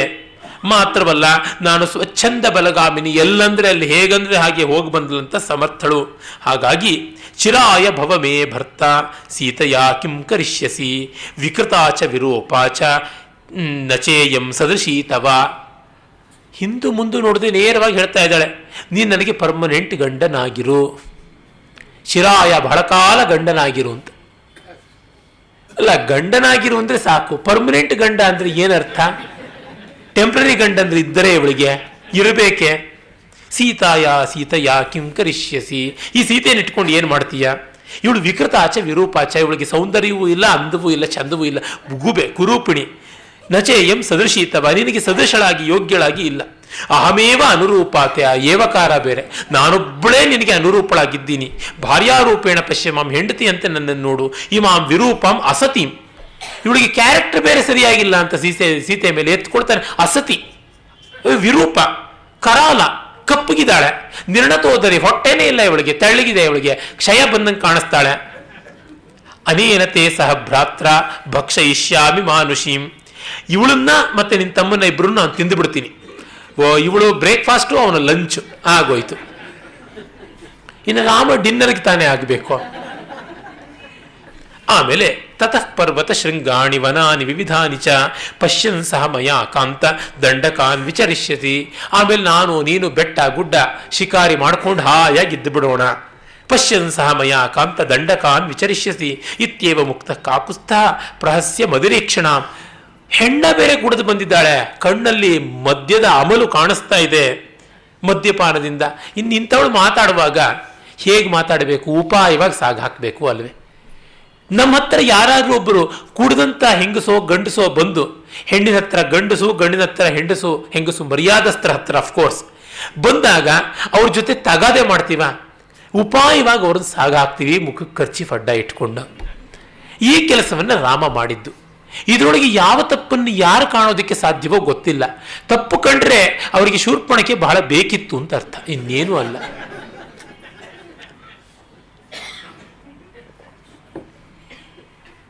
ನಾನು ಅದಕ್ಕೆ ಯಾವ ಶ್ಲೋಕವನ್ನು ಬಿಡದೆ ಓದಿದ್ದೀನಿ ಇಲ್ಲಿ, ಮತ್ತೆ ಅದರಲ್ಲಿ ಇರುವ ಅರ್ಥವನ್ನೇ ಹೇಳಿದ್ದೀನಿ ಪದಪದಕ್ಕೆ. ಅಂದರೆ ಶೂರ್ಪಣಖೆ ಮೇಲೆ ಕನಿಕರ ತೋರಿಸ್ತಾ ರಾಮನನ್ನು ದೂಷಣೆ ಮಾಡೋಕ್ಕೆ ಹೊರಟಂಥವರಿಗೆ ಎಲ್ಲಿ ಏನಾದರೂ ಅವಕಾಶ ಇದೆಯಾ ಅಂತ. ಆಗ ರಾಮ ನಕ್ಕು ಬಿಟ್ಟನಂತೆ, ಪ್ರಹಸ್ಯ ನಕ್ಕು ಬಿಟ್ಟ. ಗೊತ್ತಾಯ್ತು, ಮೊದಲು ಏನೋ ಮರ್ಯಾದಸ್ತೆ ಅಂತ ಅಂದುಕೊಂಡ, ನೀನು ಅಹಿತಕರವಾದ ರೂಪ ಇದ್ರೂ ಪರವಾಗಿಲ್ಲ, ವಿವೇಕ ಇರುತ್ತೆ ಅಂತ. ರೂಪದಂತೆ ಬುದ್ಧಿನೂ ಕೂಡ ವಿಕಾರ ಅಂತಂದಾಗ ನಕ್ಕು ಇವಳ ಜೊತೆ ಹೀಗೆಲ್ಲ ಮಾತನಾಡುವುದು ಅಂತ ಅಂದುಕೊಳ್ತಾನೆ. ತತಶೂರ್ಪಣಖಾಂ ರಾಮ ಕಾಮಪಾಶಾವಪಾಶಿತಾಂ ಸ್ವಚ್ಛಯಾ ಶ್ಲಕ್ಷ್ಣಯ ವಾಚ ಸ್ಮಿತ ಪೂರ್ವಮಥಾ ಬ್ರವೀತ್. ಮೃದುವಾಗಿ ನುಡಿಯನ್ನ ಆರಂಭ ಮಾಡ್ತಾನೆ. ಇವಳು ಕಾಮ ವಿಕಾರ ವರ್ತಿನಿ ಅಂತ. ಕೃತದಾರೋಸ್ಮಿ ಭವತಿ ಭಾರ್ಯೇಯಂ ದಯಿತಾ ಮಮ ತ್ವದಧೀನಾಂ ತು ನಾರ್ಯೀಣಾಂ ಸುದುಃಖ ಸಸಪತ್ನತಾ.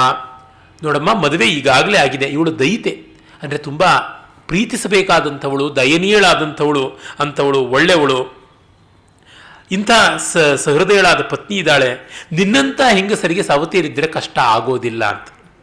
ಹಾಗಾಗಿ ಅನುಜಸ್ತ್ವೇಷ ಮೇ ಭ್ರಾತ ಶೀಲವಾನ್ ಪ್ರಿಯದರ್ಶನ ಶ್ರೀಮಾನ್ ಅಕೃತದಾರಶ್ಚ ಲಕ್ಷ್ಮಣೋ ನಾಮ ವೀರ್ಯವಾನ್ ಅಪೂರ್ವೇ ಭಾರ್ಯಯಾಚಾರ್ಥಿ ತರುಣ ಪ್ರಿಯದರ್ಶನ ಅನುರೂಪಶ್ಚತೆ ಭರ್ತ ರೂಪಸ್ಯ ಅಸ್ಯ ಭವಿಷ್ಯತಿ ಏನಂ ಭಜ ವಿಶಾಲಾಕ್ಷಿ ಭರ್ತಾರಂ ಭ್ರಾತರಂ ಮಮ ಅಸಪತ್ನಾವರಾರೋಹೆ ಮೇರು ಮರ್ಕ ಪ್ರಭಾಯತ.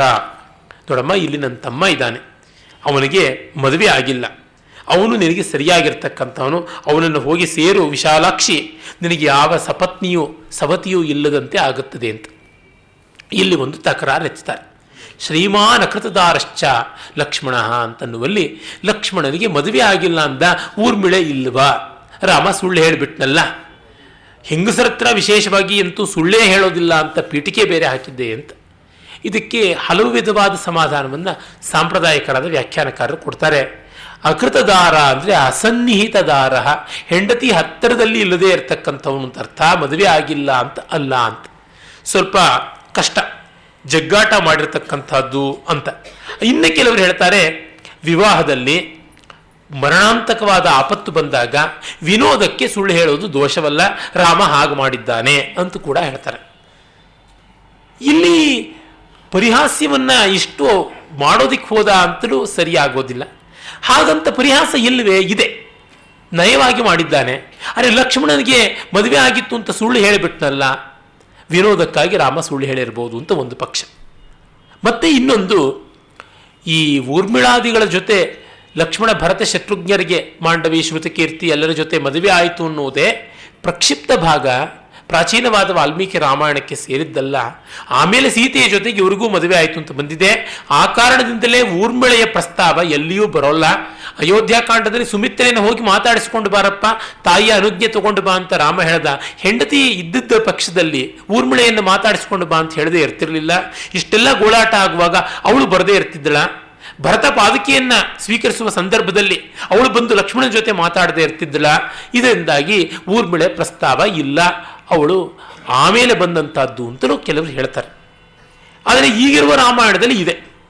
ಏನು ಮಾಡಬೇಕು? ನನ್ನ ವೈಯಕ್ತಿಕ ಅಭಿಪ್ರಾಯ ಪ್ರಾಯೇಣ ಊರ್ಮಿಳಾ ವಿವಾಹಾದಿಗಳು ಪ್ರಕ್ಷೇಪ ಅಂತ ನನಗನ್ಸುತ್ತೆ. ಅದಕ್ಕೇನು ಅಂದರೆ ಆಧುನಿಕ ವಿದ್ವಾಂಸರು ಕೊಡುವಂಥ ಕಾರಣಗಳನ್ನು ನಾನು ಮುಂದೆ ಹೇಳ್ತೀನಿ. ಹಾಗೆಯೇ ಸಮಗ್ರ ವಾಲ್ಮೀಕಿ ರಾಮಾಯಣವನ್ನು ಈಗಿದ್ದಂತೆ ನೋಡುವಾಗ ವಿನೋದಕ್ಕಾಗಿ ರಾಮ ಈ ಒಂದು ಸಾಗಾಕಬೇಕು ಅಂತ ಪರಿಹಾರ ಕೊಟ್ಟ, ಈ ರೀತಿಯಾದ ಮಾತು ಅಂತ ಅನಿಸುತ್ತೆ. ರಾಮ ವಿನೋದವನ್ನು ಬಲ್ಲವನು, ವಿನೋದ ಮಾಡದೇ ಇದ್ದವನೇನಲ್ಲ. ತ್ರಿಜಟ ಅನ್ನುವ ಬ್ರಾಹ್ಮಣತ್ರ ಕಾಡಿಗೆ ಹೋಗುವಾಗಲೇ ವಿನೋದ ಮಾಡಿದ್ದ ಅಂತ. ಉಪಾಯವಾಗಿ ಇವರನ್ನು ತಪ್ಪಿಸ್ಕೊಳ್ಬೇಕು ಅಂದರೆ ತನ್ನಿಂದ ದೂರ ಮಾಡಬೇಕು, ಜೊತೆಗೆ ತಿಂದು ಬಿಡ್ತೀನಿ ಅಂತೆಲ್ಲ ಹೇಳಿದ್ಲಲ್ವ. ಹಾಗಾಗಿ ಸೀತೆಯಂತೂ ಹೆದರ್ತಾ ಇದ್ದಾಳೆ, ಸ್ವಲ್ಪ ಅವಳನ್ನು ದೂರ ಮಾಡಬೇಕು ಅಂತ ಹೇಳ್ದ ಅಂತ ಮಾಡಬಹುದು. ಹಾಗಲ್ಲದೆ ಬೇರೆ ಬೇರೆ ಪುರಾಣಾಂತರಗಳಿಂದ ಪ್ರಮಾಣವನ್ನು ತೆಗೆದುಕೊಂಡು ಬಂದು ಮತ್ತೊಂದು ಕಾರಣ ಮಗದೊಂದು ಕಾರಣ ಅಂತಾರೆ. ಅದು ನಮ್ಮ ಕಾಲದವರಿಗೆ ಅಷ್ಟಾಗಿ ಒಪ್ಪಿಗೆ ಆಗದೆ ಇರತಕ್ಕಂಥದ್ದು. ನಾನು ಮೊದಲೇ ಹೇಳಿದ್ದೀನಿ, ರಾಮಾಯಣವನ್ನು ನಮ್ಮ ಬದುಕಿಗೆ ಹೇಗೆ ಸಾಧ್ಯ ಅಂತ. ಇಲ್ಲಿ ಮತ್ತೊಂದು ಶಾಪ ಇತ್ತು, ಅಲ್ಲಿ ಮತ್ತೊಂದು ವರ ಇತ್ತು ಅಂತಂದರೆ ಅದಕ್ಕೇನು ನಂಬಿಕೆ ಪ್ರೂಫು ಅಂದರೆ ನಾನು ಏನು ಹೇಳೋಣ? ಆ ಶಾಪ ವರಗಳನ್ನು ನಂಬಿಕೊಂಡು ನಮ್ಮ ಬದುಕೇನಾದರೂ ಉದ್ಧಾರವಾಗತ್ಯಾ, ಪಾತಾಳಕ್ಕೆ ಹೋಗುತ್ತ್ಯಾ? ನಮಗೆ ಗೊತ್ತಿಲ್ಲದ್ದು. ಹಾಗಾಗಿ ನನ್ನ ದೃಷ್ಟಿಕೋನದಿಂದ ನಾನು ರಾಮಾಯಣವನ್ನು ನೋಡುವುದಿದ್ದರೆ ಪೂರ್ಣವಾಗಿ ಮಾನುಷ ಪ್ರೀತಿಯ ಅಮೋಘವಾದ ಜೀವನಾದರ್ಶ ಗ್ರಂಥ ಅಂತ ಭಾವಿಸ್ತೀನಿ. ಭಗವಂತ ಇದ್ದರೆ ಹೀಗಿರಬೇಕು, ಇನ್ನು ಹೇಗಿರೋಕ್ಕೆ ಸಾಧ್ಯ ಅಂತ ತೋರಿಸುವಂಥ ಗ್ರಂಥ ಇದು ಅಂತಲೂ ನಂಬ್ತೀನಿ. ಇರಲಿ, ಈಗ ರಾಮ ಅವಳನ್ನು ಸಾಗಿ ಹಾಕಿದ್ದಾನೆ. ತನ್ಮೂಲಕ ರಾಮ ಉಪಾಯವಾಗಿ ಅವಳನ್ನು ಸುಳ್ಳು ಹೇಳಿ ಕಳಿಸಿದ್ದಾನೆ ಅಂತಲೇ ಒಪ್ಕೊಳ್ಳೋಣ. ಯಾತಕ್ಕೆ ಸುಳ್ಳು ಹೇಳಿದ್ದು? ಪರ್ಪಸ್ ಏನು? ಸುಳ್ಳು ಒಂದು ಕರಣ, ಅದು ಗಮ್ಯ ಅಲ್ಲ, ಉಪಕರಣ. ಅದು ನೋಡಿದಾಗ ನಮಗೆ ಗೊತ್ತಾಗುತ್ತೆ, ಈ ಅನರ್ಥದ ಮೂಲಕ ಸೀತೆಗೆ ಆಗಬಹುದಾದ ಅಪಾಯವನ್ನು ತಪ್ಪಿಸುವುದಲ್ಲದೆ ಶೂರ್ಪಣಕಿಯೂ ವ್ಯಗ್ರಳಾಗಬಾರದು. ಲಕ್ಷ್ಮಣ ಇನ್ಯಾವುದಾರು ನೆವ ಹೇಳಿ ಜಾಣತನದಿಂದ ತಳ್ಳಿ ಹಾಕಿಬಿಟ್ಟಾನು. ಪ್ರಸಂಗವನ್ನು ಮುಂದುವರಿಸಿ ಎಲ್ಲಿಯೋ ಸುಲಭವಾಗಿ ಕೈ ತೊಳ್ಕೊಂಡು ನಾವು ನೆಮ್ಮದಿಯಾದಂತೆ ಆದೀತು. Avoiding it is very important ಅಂತ ನಾವು ಹಾಗೆ ಮಾಡ್ತೀವಿ. ಹೇಳ್ತೀವಿ ಇನ್ನೊಂದು ದಿವಸ ಬಾರಪ್ಪ ಅಂತ ಭಿಕ್ಷುಕನಿಗೆ. ಏನದರ ಅರ್ಥ? ಈಗ ಸದ್ಯಕ್ಕಂತೂ we should get rid of him ಅನ್ನುವಂಥದ್ದು. ಅದು ಒಂದು ಮರ್ಯಾದೆ, ಸಾಮಾನ್ಯ ಲೋಕ ಮರ್ಯಾದೆಯನ್ನು ರಾಮ ಮಾಡ್ದ. ಅದು ಆಗುತ್ತಲ್ವ? ಡಿ ವಿ ಜಿಯವರು ಎಷ್ಟೋ ಪ್ರಸಂಗಗಳು ಆ ರೀತಿಯಾಗಿ ಆದಂಥದ್ದು ಬರುತ್ತೆ. ಯಾರೋ ಕೆಲವರು ಗೋಖಲೆ ಸಂಸ್ಥೆಯಲ್ಲೇನೆ ತುಂಬ ಸಾಮಾನ್ಯವಾದಂಥ ರೀತಿಯಲ್ಲಿ ಕಳಪೆಯಾಗಿ ಹಾಡುಬಿಡೋದಂತೆ. ಆಮೇಲಿಂದ ಹೇಗಿತ್ತು ನಮ್ಮ ಹಾಡು ಅಂತಂದರೆ ಎಲ್ಲ ಸೊಗಸು ಬಿಡಿ, ಪರವಾಗಿಲ್ಲ ಅಂತ. ಮತ್ತೆ ಹೇಳಿ ಯಾವ ಚೆನ್ನಾಗಾಯ್ತು, ನೀವು ತ್ಯಾಗರಾಜರ ಕೃತಿ ಹಾಡಿದ್ರಲ್ಲ ಸ್ವಾಮಿ, ತ್ಯಾಗರಾಜರು ಎಂಥ ಮಹಾನುಭಾವರು ಅಂತ ತ್ಯಾಗರಾಜರ ಪ್ರಶಂಸೆ ಮಾಡಿಬಿಡೋರಂತೆ. ಸಾಕಪ್ಪ ನಿನ್ನ ಸಂಗೀತ ಅನ್ನುವಂಗಿತ್ತು ಅಂತ ಎಷ್ಟು ಹೇಳೋದು. ಮತ್ತೆ ನಾವು ಬೇಡಿ ಬೇಡಿ ಮೆಚ್ಚುಗೆಯನ್ನು ಪಡೆಯಬೇಕಾಗಿಲ್ಲ. ಸುಸಂಸ್ಕೃತರಿಗೆ, ನಾಗರಿಕತೆಯನ್ನು ಬಲ್ಲವರಿಗೆ ಗೊತ್ತಾಗುತ್ತದೆ. ಹಾಗೆ ರಾಮ ಮಾಡಿದ್ದು. ನಾವು ಬದುಕಿನಲ್ಲಿ ಮಾಡ್ತಾ ಇರುವಂಥದ್ದು. ಯಾವನಿದನ್ನು ಮಾಡೋದಿಲ್ವೋ ಅಂಥವನು ಬೇಕಾದ್ರೆ ರಾಮನ ಪ್ರಶ್ನೆ ಮಾಡಲಿ. ಮಾಡುವಂಥವರೇ ಹಾಗೆ ರಾಮನನ್ನು ಪ್ರಶ್ನೆ ಮಾಡೋದು ಅನುಚಿತ, ಅನುದಾನ. ಆಗ ಇವನು ಹೋಗ್ತಾನೆ. ಅಸ್ಯ ರೂಪಸ್ಯ ತೇ ಯುಕ್ತ ಭಾರ್ಯಾಹಂ ವರವರ್ಣಿನಿ ಮಯಾ ಸಹ ಸುಖಂ ಸರ್ವಾನ್ ದಂಡಕಾನ್ ವಿಚರಿಷ್ಯಸಿ. ಇವಳು ಹೇಳ್ತಾಳೆ, ನಾನು ನೀನು ತುಂಬ ಚೆನ್ನಾಗಿರುವಂಥ ಜೋಡಿ ಆಗ್ತೀನಿ, ಬಾ ಓಡ್ ಹೋಗೋಣ ಇಬ್ಬರು ಅಂತ. ಆಗ ಸೌಮಿತ್ರಿ ಹೇಳ್ತಾನೆ, ಕಥಂ ದಾಸಸ್ಯ ಮೇದಾಸಿ ಭಾರ್ಯಾ ಭವಿತುಮಿಚ್ಛಸಿ ಸೋಹಮಾರ್ಯೇಣ ಪರವಾನ್ ಭ್ರಾತ್ರ ಕಮಲವರ್ಣಿನಿ ಸಮೃದ್ಧಾರ್ಥಸ್ಯ ಸಿದ್ಧಾರ್ಥ ಮುದಿತಾ ವರವರ್ಣಿನಿ ಆರ್ಯಸ್ವತ್ವಂ ವಿಶಾಲಾಕ್ಷಿ ಭಾರ್ಯಾ ಭವ ಯವೀಯಸಿ ಏನಾಂ ವಿರೂಪಾಂ ಅಸತೀಂ ಕರಾರಾಂ ನಿರ್ಣತೋದರೀಂ ಭಾರ್ಯಾಂ ವೃದ್ಧಾಂ ಪರಿತ್ಯಜ್ಯ ತ್ವಾಮೇವೈಷ ಭಜಿಷ್ಯತಿ ಕೋಹಿ ರೂಪಮಿದಂ ಶ್ರೇಷ್ಠಂ ಸಂತ್ಯಜ್ಯ ವರವರ್ಣಿನಿ ಮಾನುಷೀಷು ವರಾರೋಹೆ ಕುರ್ಯಾದ್ಭಾವಂ ವಿಚಕ್ಷಣ. ಲಕ್ಷ್ಮಣ, ನಾನು ದಾಸನಿಗೆ ಹೆಂಡತಿ ಆದರೆ ನೀನು ದಾಸಿ ಆಗಬೇಕು. ನಿನ್ನಂಥವಳು ಹೋಗಿ ಕಮಲವರ್ಣಿನಿಯಾದ ನಿನ್ನಂಥವಳು ಮತ್ತೊಬ್ಬಳನ್ನ ಸೇವೆ ಮಾಡುವಂಥದ್ದು ಅಂದರೆ ತುಂಬ ತುಂಬ ಅನ್ಯಾಯ. ಹಾಗಾಗಿ ನಾನು ಸರಿಯಲ್ಲ ಅಂತ ಇಲ್ಲಿಗೆ ಬಿಟ್ಟಿದ್ರೆ ಲಕ್ಷ್ಮಣ ಚೆನ್ನಾಗಿರ್ತಿತ್ತು. ಪಾಪ ಲಕ್ಷ್ಮಣನಿಗೆ ಈ ನಯಗಳು ನಾಜೂಕುಗಳು ಜಾಸ್ತಿ ಬರೋಲ್ಲ, ಸ್ವಲ್ಪ ಓವರ್ ಡೂಯಿಂಗ್ ಆಗಿಬಿಡ್ತೋ ಏನೋ. ಹಾಗಾಗಿ ನಮ್ಮ ಅಣ್ಣನ್ನೇ ಹೋಗಿ ನೀನು ಕೇಳು ಅಂದು ಬಿಟ್ಟ. ಅದು ಬಂತು ವಕ್ರ. ಅದು ಬಿಟ್ಟು ನನಗೇನೋ ಆಗೋಲ್ಲಮ್ಮ ಇನ್ಯಾರನ್ನಾದ್ರೂ ನೋಡ್ಕೊ ಅಂತ ಹೇಳ್ಬೋದಾಗಿತ್ತು. ಇವನಿಗೆ ರಾಮ ರಾಮ ಅಂತ 3 ಹೊತ್ತು ರಾಮನೇ ಐಡಿಯಲ್ ಆಗಿಬಿಟ್ಟು ನಮ್ಮ ಅಣ್ಣನಂತವನಾದರೆ ಎಲ್ಲ ನೋಡ್ಕೊಳ್ಬಲ್ಲ, ಸಿಕ್ತಲ್ಲ ಪಾಯಿಂಟ್ ಅವನ ಜೊತೆಗೆ. ಅವನ ಹೆಂಡತಿ ಚೆನ್ನಾಗೇನೂ ಇಲ್ಲ, ನೀನು ತುಂಬ ಚೆನ್ನಾಗಿದೆಯಾ, ಹಾಗಾಗಿ ನಿನ್ನನ್ನೇ ಅವನು ಮೆಚ್ಚುತ್ತಾನೆ, ಹೋಗಿಬಿಡು, ಅವನನ್ನು ಬಿಟ್ಬಿಟ್ಟಾನು. ನಿನ್ನಂಥ ರಮಣೀಯ ರೂಪವನ್ನು ಯಾವ ಜಾಣ ತಾನೇ ತಿರಸ್ಕರಿಸ್ತಾನೆ, ಮನುಷ್ಯ ಸ್ತ್ರೀಯರನ್ನು ಇಷ್ಟಪಡಲಾರ ನಿನ್ನಂಥ ರಾಕ್ಷಸ ಸ್ತ್ರೀಯರನ್ನು ನೋಡಿದ ಮೇಲೆ ಎಂದಾಗ ಇವಳು ಇತಿಸಾ ಲಕ್ಷ್ಮಣೇ ನೋಕ್ತ ಕರಾಲ ನಿರ್ಣತೋದರಿ ಮನ್ಯತೆ ತದ್ವಚಸ್ತಥ್ಯಂ ಪರಿಹಾಸಾ ವಿಚಕ್ಷಣ. ಲಕ್ಷ್ಮಣನ ಮಾತು ಸತ್ಯ ಅಂತ ಅಂದುಕೊಂಡ್ಲು. ಈ ವಿನೋದ ವ್ಯಂಗ್ಯ ಅವಳಿಗೆ ಅರ್ಥವಾಗಲಿಲ್ಲ ಅಂತ. ಏನು ವಿನೋದ ವ್ಯಂಗ್ಯ ಅರ್ಥವಾಗದೇ ಇರತಕ್ಕಂಥ ಇನ್ನಸೆಂಟ್ ಆದ ವುಮೆನ್ ಮೇಲೆ ಇಷ್ಟು ದೊಡ್ಡ ಅಟ್ರಾಸಿಟಿ ಮಾಡಿದ್ರಲ್ಲ ರಾಮ ಲಕ್ಷ್ಮಣರು, ಇದು ಪರಮ ಅನ್ಯಾಯ ಅಲ್ವಾ ಅಂತ ಮತ್ತೊಂದು ಆಕ್ಷೇಪ. ಇವಳು ಇನ್ನಸೆಂಟಾ? ಕ್ರಿಕೆಟ್. ಕಾರಣ ಈ ಮಾತುಗಳು ಅರ್ಥ ಗೊತ್ತಾಗೋಲ್ಲ ಅಂದರೆ ರಾವಣನ ಹತ್ರ ಹೋಗಿ ಸಂಪೂರ್ಣ ಬೇರೆನೇ ವರ್ಷನ್ ಕೊಟ್ಬಿಟ್ಟಿದ್ದಾಳೆ, ಎಲ್ಲ ಪ್ಲೇಟ್ ತಿರುವಾಕ್ಬಿಟ್ಟಿದ್ದಾಳೆ. ಅದ್ಭುತವಾದಂತಹ ಒಂದು ಟೆಕ್ನಿಕ್ಕು. ಅಷ್ಟು ಬೇರೆ ರೀತಿಯಾಗಿ ಮಾತನಾಡುವಂಥ ಚಾತುರ್ಯ ಇವಳಲ್ಲಿ ಇದೆ ಅಂತಂದರೆ ಇವಳು ಇನ್ನಸೆಂಟ್ ಅಲ್ಲ, she was ignorant of her own deeds. ತುಂಬ ಅರೆಗೆಂಟು, ಇಗ್ನರೆಂಟು ಮತ್ತು ಆಪರ್ಚುನಿಸ್ಟು, ಎಲ್ಲದಕ್ಕಿಂತ ಹೆಚ್ಚಾಗಿ ಒಲುಪ್ಷಸ್, ಕಾಮುಕಿಯಾಗಿದ್ದಾಳೆ. ಅದರಿಂದಲೇ ಇದೆಲ್ಲ ಬಂದಿದ್ದು. ಕಾಮಾತುರಾಣ ನ ಭಯಂ ನ ಲಜ್ಜಾ ಅಂತ. ನಮಗೆ ಏನು ಮಾತಾಡಿರ್ತೀವಿ ಏನು ಅನ್ನೋದೇ ಗೊತ್ತಾಗೋದಿಲ್ಲ. ಎಂತೆಂಥ ವಿವೇಕಿ ಅನ್ನುವಂಥವರೆಲ್ಲ ವಿವೇಕ ಭ್ರಷ್ಟರಾಗಿರೋದು ನೋಡಿದ್ದೀವಿ. ಇದು ಇದೇ, ಇನ್ಯಾವುದೂ ಅಲ್ಲ. ಈ ಒಂದು ಪರಿಹಾಸ ಅವಳಿಗೆ ಗೊತ್ತಾಗಲಿಲ್ವಾ? ಗೊತ್ತಿತ್ತು ತನ್ನ ರೂಪ ಏನು ಅಂತ. ಹೇಗಾದರೂ ರಾಮ ಸಿಕ್ಬಿಟ್ರೆ ಸಾಕು ಅಂತಿತ್ತು ಅಷ್ಟೇ, ಇನ್ನೇನು. ನಮಗೆ ಗೊತ್ತಿರಲ್ವಾ ನಮ್ಮ ಯೋಗ್ಯತೆ ಏನು ಅಂತ. ಆದರೂ ನಾವು ಯಾಕೆ ಪ್ರಯತ್ನ ಪಡ್ತೀವಿ? ಸಿಕ್ಬಿಟ್ರೆ ಸಾಕು ಅಂತ. ಈಗ ಎಂತೆಂಥ ಅಯೋಗ್ಯರು ಕೂಡ ರಾಜ್ಯೋತ್ಸವ ಮತ್ತೊಂದು ಪ್ರಶಸ್ತಿ ಅಂತಂದರೆ ತಮ್ಮ ಬಯೋಡೇಟಾಗಳನ್ನು ಬರೆಸ್ಕೊಂಡು ಹೋಗ್ತಾರೆ. ಅವ್ರಿಗೆ ಗೊತ್ತಿರಲ್ವೇ ನಮ್ಮ ಯೋಗ್ಯತೆ ಎಷ್ಟು ಅಂತ. ಕಾಳಿದಾಸನ ಪಕ್ಕ ಇಟ್ಕೊಂಡು ಹೋಲಿಸ್ಕೊಂಡ್ರೆ ನನ್ನ ಪದ್ಯದ ಯೋಗ್ಯತೆ ಎಷ್ಟು ಅಂತ ನನಗೆ ಗೊತ್ತಿರೋಲ್ವೇ? ಚೆನ್ನಾಗಿ ಗೊತ್ತಿರುತ್ತೆ. ಆದರೂ ಒಂದು ಚಾನ್ಸ್, ಒಂದು ಕಲ್ಲು ಹೊಡೆಯೋಣ, ಬಿದ್ದರೆ ಸಾಕು, ಪರವಾಗಿಲ್ಲ. ನನ್ನ ಸ್ನೇಹಿತ ಒಂದು ಹೇಳ್ತಾ ಇದ್ದೆ, ಯಾತಕ್ಕಪ್ಪ ನಾಚಿಕೆ ಪಟ್ಕೊಳ್ಬೇಕು, ಭಿಕ್ಷಾಪಾತ್ರೆ ಇಟ್ಕೊಂಡು ಹೋಗಿ ಕೇಳ್ತೀವಿ, ಇಲ್ಲ ಅಂದರೆ ಮುಂದಕ್ಕೆ ಹೋಗ್ತೀವಿ ಅಷ್ಟೇನೆ. ಹೌದು, ಆ ಊರಿನಲ್ಲಿ ಮಾಡ್ದಂಗೆ ಮಾಡ್ತೀವಿ, ಉಪವಾಸ ಇರ್ತೀವಿ, ಇನ್ನೊಂದು ಕಡೆ ಹೋಗ್ತೀವಿ, ಪ್ರಯತ್ನ ಬಿಡೋಲ್ಲ. ಮರಳಿ ಯತ್ನವ ಮಾಡು, ಮರಳಿ ಯತ್ನವ ಮಾಡು. ಹಾಗಾಗಿ ಅವಳು ಹೋಗಿದ್ದಾಳೆ. ಅವಳು ಮತ್ತೆ ಹೋಗಿ ಹೇಳ್ತಾಳೆ, ಏನಾಂ ವಿರೂಪಾಂ ಅಸತೀಂ ಕರಾಲಾಂ ನಿರ್ಣತೋದರೀಂ ವೃದ್ಧಾಂ ಭಾರ್ಯಾಂ ಅವಷ್ಟಭ್ಯ ನಮಾಂ ತ್ವಂ ಬಹುಮನ್ಯಸೆ. ಇವಳು ಅಯೋಗ್ಯಳು, ಚರಿತ್ರ ಇಲ್ಲದೆ ಇರೋವಳು, ಕೆಟ್ಟವಳು, ಸೊಣಕಲಿ, ವಿಕಾರಳಾಗಿದ್ದಾಳೆ, ಮುದುಕಿ ಬೇರೆ ಆಗಿಬಿಟ್ಟಿದ್ದಾಳೆ. ಇವಳನ್ನು ಕಟ್ಕೊಂಡು ನೀನೇನು ಸುಖ ಪಡ್ತೀಯ? ನನ್ನ ಹತ್ರ ಅದ್ಯಮಾಂ ಭಕ್ಷಯಿಷ್ಯಾಮಿ ಪಶ್ಯಸತ್ತವ ಮಾನುಷೀಂ. ಇವಳನ್ನು ಈಗಲೇ ನೀನು ನೋಡ್ತಾ ಇರೋಂಗೆ ನಿನ್ನ ಕಣ್ಣೆದರಿಗೆ ತಿಂದು ಬಿಡ್ತೀನಿ ಅಂತಿದ್ದಾಳೆ. ಮಾತೆತ್ತರ ತಿಂತೀನಿ, ಕಚ್ತೀನಿ, ಕಡಿತೀನಿ, ಕೊಲ್ತೀನಿ ಅಂತ ಅನ್ನೋಳನ್ನ ಏನಂತ ಅನ್ನಬೇಕು? ಈ ಕ್ರಿಮಿಕೀಟಗಳಲ್ಲಿ ಇರುತ್ತವಲ್ಲ, ಗಂಡನ್ನ ಹೆಣ್ಣು ತಿಂದೇ ಬಿಡುತ್ತೆ, ಆ ಜಾತಿ ಇದಿದು. ತ್ವಯಾ ಸಹ ಚರಿಷ್ಯಾಮಿ ನಿಸ್ಸಪತ್ನ ಯಥಾಸುಖಂ. ಸವತಿ ಕಾಟ ಇಲ್ಲದೆ ಆಮೇಲೆ ಹಾಯಾಗಿ ನಿನ್ನ ಜೊತೆ ಓಡಾಡ್ಕೊಂಡಿರ್ತೀನಿ ಅಂತಾಳೆ. ಹೀಗಂದು ಇತ್ಯುಕ್ತ ಮೃಗಶಾವಾಕ್ಷೀಂ ಅಲಾತ ಸದೃಶೇಕ್ಷಣ. ಕೊಳ್ಳಿಯ ಹಾಗಿದ್ದ ಕಣ್ಣವಳು, ಕೊಳ್ಳಿ ಟಾರ್ಚ್ ಪಂಜಿನ ಹಾಗಿರುವ ಕಣ್ಣವಳು ಮೃಗಶಾಭಾಕ್ಷಿ ಜಿಂಕೆಗಣ್ಣಿನ ಭಯಪಡ್ತಾ ಇರುವ ಸೀತೆಯ ಮೇಲೆ ಅಭ್ಯದಾವತ್ ಎಗರಿ ಬಿದ್ದಳಂತೆ. ಸುಸಂಕ್ರುದ್ಧ, ಅತ್ಯಂತ ಕೋಪಿಷ್ಟಳಾಗಿ ಮಹೋಲ್ಕ ರೋಹಿಣೀಮಿವ, ರೋಹಿಣಿ ನಕ್ಷತ್ರದ ಮೇಲೆ ಒಂದು ಮೀಟಿಯಾರ್ ಉಲ್ಕೆ ಬಂದು ಬೀಳುವ ಹಾಗೆ ಬಿದ್ದಳಂತೆ.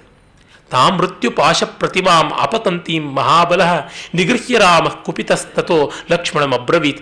ತಕ್ಷಣ ಅವಳನ್ನು ತಡೆದು ಸೀತೆಯನ್ನು ರಕ್ಷಣೆ ಮಾಡಿಕೊಂಡು ಕ್ರೂರೈರನಾರ್ಯೈ ಸೌಮಿತ್ರೇ ಪರಿಹಾಸ ಕಥಂಚನ ನಕಾರ್ಯ ಪಶ್ಯ ವೈದೇಹಿಂ ಕಥಂಚಿತ್ ಸೌಮ್ಯ ಜೀವತಿಂ. ಹೇಗೋ ಬೈ ಚಾನ್ಸ್ ಬಚಾವಾದಳು ಸೀತೆ. ನೋಡು ಲಕ್ಷ್ಮಣ, ಈ ಕ್ರೂರರಾದ ಆರ್ಯ ಸಂಸ್ಕಾರ ಮರ್ಯಾದೆ ಇಲ್ಲದೆ ಇರತಕ್ಕಂಥ ಅವರ ಜೊತೆಗೆ ವಿನೋದವೂ ಮಾಡಬಾರ್ದು ಅಂತ ಅನ್ಸುತ್ತೆ. ನೋಡು ಏನಾಯಿತು. ಇಮಾಂ ವಿರೂಪಾಂ ಅಸತೀಂ ಮತ್ತಾಂ ಅತಿಮತ್ತಾಂ ಮಹೋದರೀಂ ರಾಕ್ಷಸೀಂ ಪುರುಷವ್ಯಾಘ್ರ ವಿರೂಪಯಿತು ಮರ್ಹಸಿ. ಇಂಥ ಪುಂಶ್ಚಲಿಯನ್ನ, ವಿರೂಪಿಣಿಯನ್ನ, ಅಸತಿಯನ್ನ, ಅತಿಮತ್ತಳಾದಂಥವಳನ್ನ, ಮದ್ಯಪಾನ ಸಕ್ತಳಾದ ಮಹೋದರಿಯನ್ನ, ರಾಕ್ಷಸಿಯನ್ನ ನೀನು ವಿರೂಪ ಮಾಡು ಅಂತ. ಆಗ ಲಕ್ಷ್ಮಣ ಕೋಪ ಬಂತು. ಖಡ್ಗ ಹಿಡಿದು ನೋಡ್ತಾ ಇರುವಾಗಲೇ ಉದ್ಧತ್ಯ ಖಡ್ಗಂ ಚಿಚ್ಛೇದ ಕರ್ಣನಾಸಂ ಮಹಾಬಲ, ಕಿವಿ ಮೂಗನ್ನು ಕುಯ್ದ. ಆ ತಕ್ಷಣವೇ ಅವಳು ಘೋರಾಕಾರವಾಗಿ ಚಿತ್ಕಾರ ಮಾಡಿ ಕಾಡಿನಲ್ಲಿ ಓಡಿ ಹೋಗ್ಬಿಟ್ಲು. ಮತ್ತೆ ಖರ ದೂಷಣರಿಗೆ ಎಲ್ಲ ತಿಳಿಸಿದಳು ಅಂತ ಬರುತ್ತೆ. ಅದನ್ನು ಆಮೇಲೆ ನೋಡೋಣ. ಹೆಂಡತಿಯ ಪ್ರಾಣ ರಕ್ಷಣೆಗೆ ಗಂಡ ಮುಂದಾಗುವುದು ತಪ್ಪಾ ಸರಿಯಾ? ಸೀತೆಗನ್ಯಾಯ ಮಾಡ್ದ ಅಂತ ರಾಮನ ಬಗ್ಗೆ ಗೂಬೆ ಕೂಡಿಸುವಂಥವರು ಹಾಯಾಗಿ ಒಂದು ಅವಕಾಶ ಬಂದಿತ್ತಲ್ಲ, ಮತ್ತೊಬ್ಬರ ಕೈನಲ್ಲಿ ಸೀತೆಯನ್ನ ಕೋಲ್ಡ್ ಬ್ಲಡೆಡ್ ಮರ್ಡರ್ ಮಾಡಿಸುವಂಥದ್ದು, ಸುಪಾರಿ ಕಿಲಿಂಗ್ ಮಾಡಿಸ್ಬೋದಾಗಿತ್ತಲ್ಲ. ಶೂರ್ಪಣಿಕೆ ಬಂದಿದ್ಲು, ಕಾಮರೂಪಿಣಿ, ಸೀತೆ ರೂಪವನ್ನೇ ನೀನು ತೊಟ್ಕೊಂಡು ಬಿಡಮ್ಮ, ಸರಿಯಾಗತ್ತೆ, ಅಯೋಧ್ಯೆಗೂ ಹೋಗ್ಬೋದು, ಎಲ್ಲಿಗೂ ಹೋಗ್ಬೋದು, ಮಿಥಿಲೆಗೂ ಹೋಗ್ಬೋದು ಅಂತ ಮಾಡಿಸ್ಬೋದಾಗಿತ್ತಲ್ಲ. ಹಾಗಾಗಿ ಸೀತೆಗೆ ರಾಮ ಅನ್ಯಾಯ ಮಾಡ್ತಾನೆ, ಸೀತಾರಾಮರಲ್ಲಿ ಪ್ರೀತಿ ಇಲ್ಲ, ಸೀತೆಗೆ ತುಂಬ ಕೇಡು ಮಾಡೋದಕ್ಕೆ ರಾಮ ಇದ್ದ ಅಂತಂದರೆ ಒಂದು ಒಳ್ಳೆಯ ಅವಕಾಶ ಬಂದಿತ್ತಲ್ಲ ಶೂರ್ಪಣಖೆಯ ಕೈಯಲ್ಲಿ. ಸೀತೆಯನ್ನ ಬೈ ಚಾನ್ಸ್ ನೋಡಿ ನಾನು ಎಷ್ಟು ತಡೆದ್ರೂ ಇಲ್ಲ ಅಂತಂದು ಕೊಂದೇ ಬಿಟ್ಲು ಅವಳು ಅಂತ ಹೇಳ್ಬೋದಾಗಿತ್ತಲ್ಲ. ಹಾಗಾಗಿ ಸೀತೆಯ ಬಗ್ಗೆ ರಾಮನಿಗೆ ಪರಮ ಪ್ರೀತಿ ಇತ್ತು ಅಂತ ಇದರಿಂದ ಗೊತ್ತಾಯಿತು. ಮತ್ತೆ ಹೆಂಡತಿಯನ್ನು ಒಬ್ಬ ಮನುಷ್ಯ ಕಾಪಾಡಿಕೊಳ್ಳೋದು ಧರ್ಮ ಮಾತ್ರವಲ್ಲ, ಬಹಳ ದೊಡ್ಡ ಧರ್ಮ ಅಂತ ಈ ಕಾಲದಲ್ಲೂ ಹೇಳ್ತಾ ಇದ್ದೀವಿ. ಹೆಂಡತಿಯನ್ನು ಬಿಟ್ಟು ಬೇರೊಬ್ಬಳನ್ನು ಕಟ್ಕೊಳ್ಳೋಕೆ ಹೋದರೆ ಅಫೆನ್ಸ್, ಹಿಂದೂ ಲಾ ಪ್ರಕಾರ, ಮುಸ್ಲಿಂ ಲಾ ಪ್ರಕಾರ ಅಲ್ಲ. ಹೀಗೆ ಅಂತ ನಮ್ಮ ದೇಶದಲ್ಲಿ ಈಗಲೂ ಕಾನೂನಿದೆ. ಈ ರಾಮನ ಬಗ್ಗೆ ಆಕ್ಷೇಪ ಮಾಡುವವರೆಲ್ಲರೂ ತಮ್ಮ ತಮ್ಮ ಸೀತೆಯರನ್ನು ಬಿಟ್ಟು ಶೂರ್ಪಣಕಿಯರ ಸೆರೆಗಿಡ್ಕೊಂಡು ಹೋದವರೇ ಬಹಳಷ್ಟು ಜನ ಇದ್ದಾರೆ. ಅವರ ಚಾರಿತ್ರ ಬಯೋಡೇಟಾ ಎಲ್ಲ ಕೊಡಬಲ್ಲೆ ಬೇಕಾದರೆ, ಅದು ಸದ್ಯಕ್ಕೆ ಅಸಂಗತ ಬಿಡಿ. ಹಾಗಾಗಿ ಅವರಿಗೆ ಆಕ್ಷೇಪ, ತಮ್ಮಂತೆ ಯಾಕೆ ರಾಮ ಆಗಲಿಲ್ಲ ಅಂತ. ಶ್ರೀರಾಮಚಂದ್ರ ಪತ್ನಿಯ ರಕ್ಷಣೆಗೆ ಮತ್ತೆ ನಿರಪರಾಧಿನಿಯಾದಂಥ ಒಬ್ಬ ಪ್ರಜೆಯ ರಕ್ಷಣೆಗೆ ಹೋಗಿದ್ದಾನೆ. ಆತತಾಯನಂ ಅಭಿಹನ್ಯಾತ್ ಬ್ರಾಹ್ಮಣಂ ವಾ ಗುರುಂ ತಥಾ ಮನುಸ್ಮೃತಿಯ ಮಾತು. ಒಬ್ಬನನ್ನ ಹಿಂದು ಮುಂದೆ ನೋಡದೆ ಕೊಲ್ಲಕ್ಕೆ ಬರ್ತಕ್ಕಂಥವನನ್ನು ಆತತಾಯಿ ಅಂತ ಕರೀತಾರೆ. ಅವನು ಬ್ರಾಹ್ಮಣ ಆಗಲಿ ಗುರುವಾಗಲಿ ಹಿಂದು ಮುಂದೆ ನೋಡದೆ ಅವಿಚಾರಯ, ಯಾವ ಎರಡನೇ ಥಾಟ್ ಇಲ್ಲದೆ ಕೊಂದೇ ಬಿಡಬೇಕು ಅಂತಿದೆ. ಸ್ತ್ರೀ ಹತ್ಯೆ ಮಾಡಬಾರದು ಅಂತ ರಾಮ ಇದನ್ನು ಮಾಡ್ದ. ಮತ್ತೆ ಅವನು ತಡೆದು ಬಿಟ್ಟ, ಕೊಲ್ಲೋದು ತಪ್ಪಿಸಿದಂತೆ ಆಯಿತು. ಮತ್ತೆ ಯಾತಕ್ಕೆ ಕೊಲ್ಲುವ ಇಂಟೆನ್ಷನ್ ಇತ್ತಲ್ಲ, ಈಗಲೂ ಕೋರ್ಟಲ್ಲಿ ಹಾಗೇನೆ. ಅಟೆಂಪ್ಟೆಡ್ ಮರ್ಡರ್ಗೆ ಅಟೆಂಪ್ಟ್ ಮಾಡಿದ್ದಾನೆ ಅಂತಂದ್ರೆ ಪನಿಷ್ಮೆಂಟ್ ಇದ್ದೇ ಇರುತ್ತಲ್ಲ. ಕ್ಯಾಪಿಟಲ್ ಪನಿಷ್ಮೆಂಟ್ ಇಲ್ಲದೆ ಇದ್ರೂ ಸ್ವಲ್ಪವಾದರೂ ಇದ್ದೇ ಇರುತ್ತೆ. ಈ ಕಾನೂನು ಥರ ಇವನು ಪ್ರಭು ಅಲ್ವಾ, ತನ್ನ ಟೆರಿಟರಿಗೆ ಬಂದಂಥದ್ದು ಮಾಡಲೇಬೇಕಲ್ವಾ. ಹಾಗಲ್ಲದೆ ಬಿಟ್ಟರೆ ಇವತ್ತು ನನ್ನ ಬಿಟ್ಟಿದ್ದಾನೆ, ನಾಳೆ ಅವನು ಕಟ್ಕೋತಾರೆ ಅಂತ ಓಡಿ ಬಂದಾಳು ಏನೋ ಶೂರ್ಪಣಕ್ಕೆ. ಅವಳು ಲಜ್ಜೆಗೆಟ್ಟವಳು, ಏನು ಮಾಡ್ತಾಳೆ ಹೇಸೋಕ್ಕೆ, ಏನು ಮಾಡದೆ ಗೊತ್ತಾಗೋದಿಲ್ಲ. ಮತ್ತೆ ಇನ್ನೂ ಒಂದು ಏನೆಂದರೆ, ಹಿಂದೆ ಬಾಲಕಾಂಡದಲ್ಲಿ ನಾವು ಕಂಡಿದ್ದೇವೆ, ರಾಮ ತಾಟಕಿಯನ್ನು ಕೊಲ್ಲುವಾಗ ಹಿಂದು ಮುಂದೆ ನೋಡ್ದ. ಸಂದೇಹ ಪಟ್ಟಾಗ ವಿಶ್ವಾಮಿತ್ರ ಹೇಳ್ದ, ಹೆಣ್ಣು ಅಂತ ಕನಿಕರ ಬೇಡ, ಇವಳಿಗೆ 1000 ಆನೆಗಳ ಬಲ ಇದೆ, ಘೋರಾಕಾರಳಾದವಳು, ಲೋಕ ಕಂಟಕಿ, ಇವಳನ್ನು ಕೊಲ್ಲಲೇಬೇಕು ಅಂತ ಇನ್ಸಿಸ್ಟ್ ಮಾಡಿದ ಮೇಲೆ ಕೊಂದದ್ದು. ಅದು ಮೊದಲು ತೋಳನ್ನು ಕತ್ತರಿಸಿ ಎಲ್ಲ ನೋಡಿ, ಆದರೂ ಆಗದೆ ಅವಳು ಉಗ್ರವಾಗಿ ಪ್ರತಿಭಟನೆ ಮಾಡಿದ ಕಾರಣ ಕೊಂದದ್ದು. ಹಾಗಾಗಿ ನಿರಪಾಯನಾಗಿ ಮಾಡಿತ್ತು. ಮತ್ತೆ ಆ ಕಾಲದ ಧರ್ಮಶಾಸ್ತ್ರ ಏನಿತ್ತು, ಕಾಮುಕಿಯಾದವಳು ಲೋಕಕಂಟಕಳಾದಾಗ ಕಿವಿ ಮೂಗು ಕೊಯ್ಯಬೇಕು ಅಂತ, ಗಂಡಸಿಗೆ ಕೊಂದೇ ಬಿಡಬೇಕು ಅಂತ ಇದೆ. ಹೆಣ್ಣಿಗೆ ಪ್ರಾಣ ಉಳಿಸಬೇಕು ಅಂತ. ಗಂಡು ಕಾಮುಕನಾಗಿ ಲೋಕಕ್ಕೆ ತನ್ನ ಲಾಂಪಟ್ಯದಿಂದ ಕಷ್ಟ ಕೊಟ್ಟರೆ ಅವನನ್ನು ಕೊಲ್ಲಬೇಕು ಅಂತ ಉಂಟು ಧರ್ಮಶಾಸ್ತ್ರದಲ್ಲಿ. ಹೆಣ್ಣಿಗೆ ರಿಯಾಯಿತಿ, ಪ್ರಾಣವನ್ನು ಉಳಿಸುವಂಥದ್ದು. ನಿಮಗೆ ತೋಚಿದಂತೆ ನೀವು ಬರ್ಕೊಂಡು ಬಿಡಬಹುದಾ? ನೋಡಿ, ಕೇಸುಗಳನ್ನು ತೋರಿಸೋಣ, ಉದಾಹರಣೆಗಳು ಎಲ್ಲೆಲ್ಲೆಲ್ಲ ಬರುತ್ತವೆ ಅಂತ. ಪಂಚತಂತ್ರ, ಅಲ್ಲಿ ಒಂದು ಕಥೆ ಬರುತ್ತೆ. ಅಲ್ಲಿ ಒಬ್ಬ ಕ್ಷೌರಿಕನ ಪತ್ನಿ ಒಬ್ಬ ಕಾಮುಕಿಗೆ ಸಹಕಾರಿಣಿಯಾಗಿದ್ದಳು ಅಂತ ಹೇಳಿ ಅವಳ ಕಿವಿ ಮೂಗನ್ನು ಕೊಯ್ಸುವಂಥ ಪ್ರಸಂಗ ಬರುತ್ತೆ. ಪಂಚತಂತ್ರದ ಮಿತ್ರಭೇದ ಅಂತ ಮೊದಲನೆಯ ತಂತ್ರದಲ್ಲಿ ಏನೇ ಬರುತ್ತೆ, ದೇವಶರ್ಮ ಮತ್ತು ಆಷಾಢಭೂತಿ ಅಂತ ಇಬ್ಬರ ಕಥೆ ಅಲ್ಲಿ ಬರುವಂಥದ್ದು. ಆ ಕಥೆ ತುಂಬ ಸ್ವಾರಸ್ಯವಾಗಿದೆ.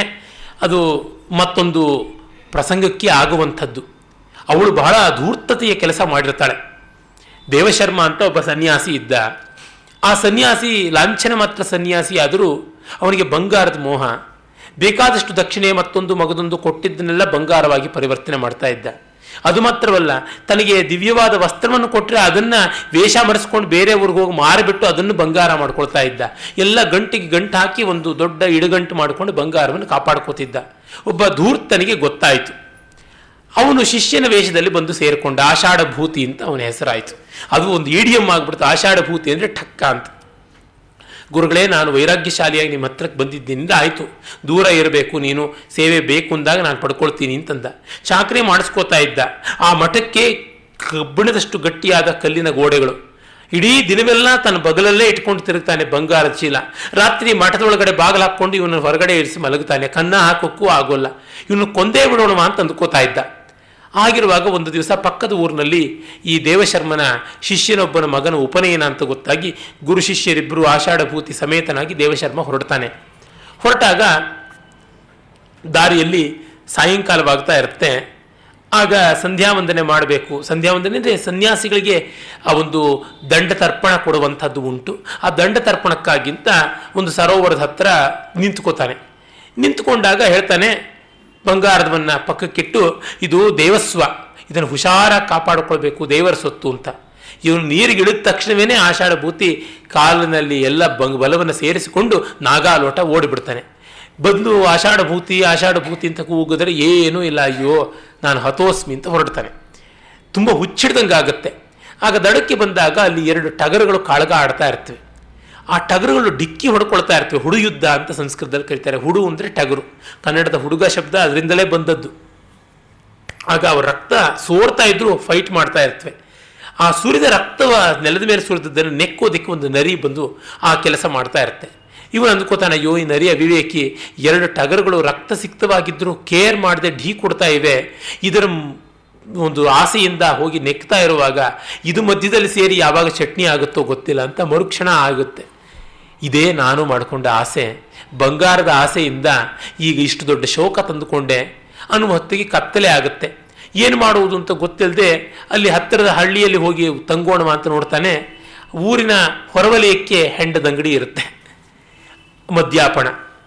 ಆಗ ಅಲ್ಲಿಗೆ ಅವನು ಬಂದಾಗ ಒಬ್ಬ ನೇಗಿಯವನು ತನ್ನ ಪತ್ನಿಯ ಜೊತೆಗೆ ಬರ್ತಾ ಇರ್ತಾನೆ. ಅವನು ಹೆಂಡದಂಗಡಿಗೆ ಬರ್ತಾ ಇರ್ತಾನೆ. ಹೇಳ್ತಾನೆ, ಅಪ್ಪ ನಿಮ್ಮ ಮನೆಯಲ್ಲಿ ನನಗೆ ರಾತ್ರಿ ಉಳ್ಕೊಳ್ಳೋಕೆ ಅವಕಾಶ ಇದೆಯಂತ, ಬನ್ನಿ ಅಂತ. ಹೆಂಡತಿಗೆ, ನಾನು ಹೋಗಿ ಕುಡಿದು ನಿನಗೂ ಒಂದು ಮೊಗೆ ಕಳ್ಳನ್ನು ತೊಗೊಂಡು ಬರ್ತೀನಿ, ನೀನು ಮನೆಯಲ್ಲಿ ಇವರಿಗೆ ವ್ಯವಸ್ಥೆ ಮಾಡಿಕೊಡು ಅಂತ. ಅವಳು ಕರ್ಕೊಂಡು ಹೋಗಿ ಇವನನ್ನಿಟ್ಟು, ಅವಳು ಅಸತಿ, ನನ್ನ ಗೆಳತಿ ಒಬ್ಬಳಿಗೆ ತುಂಬ ಅನಾರೋಗ್ಯ, ನಾನು ಬೇಗ ಹೋಗಿ ನೋಡ್ಕೊಂಡು ಬರ್ತೀನಿ ಅಂತ ಸರ್ವಾಲಂಕೃತಳಾಗಿ ಹೋಗ್ತಾಳೆ. ಅವಳಿಗೆ ಈ ಸುದ್ದಿಯನ್ನು ತಿಳಿಸೋದಕ್ಕೆ ಒಬ್ಬಳು ಇರ್ತಾಳೆ, ಕ್ಷೌರಿಕನ ಪತ್ನಿ.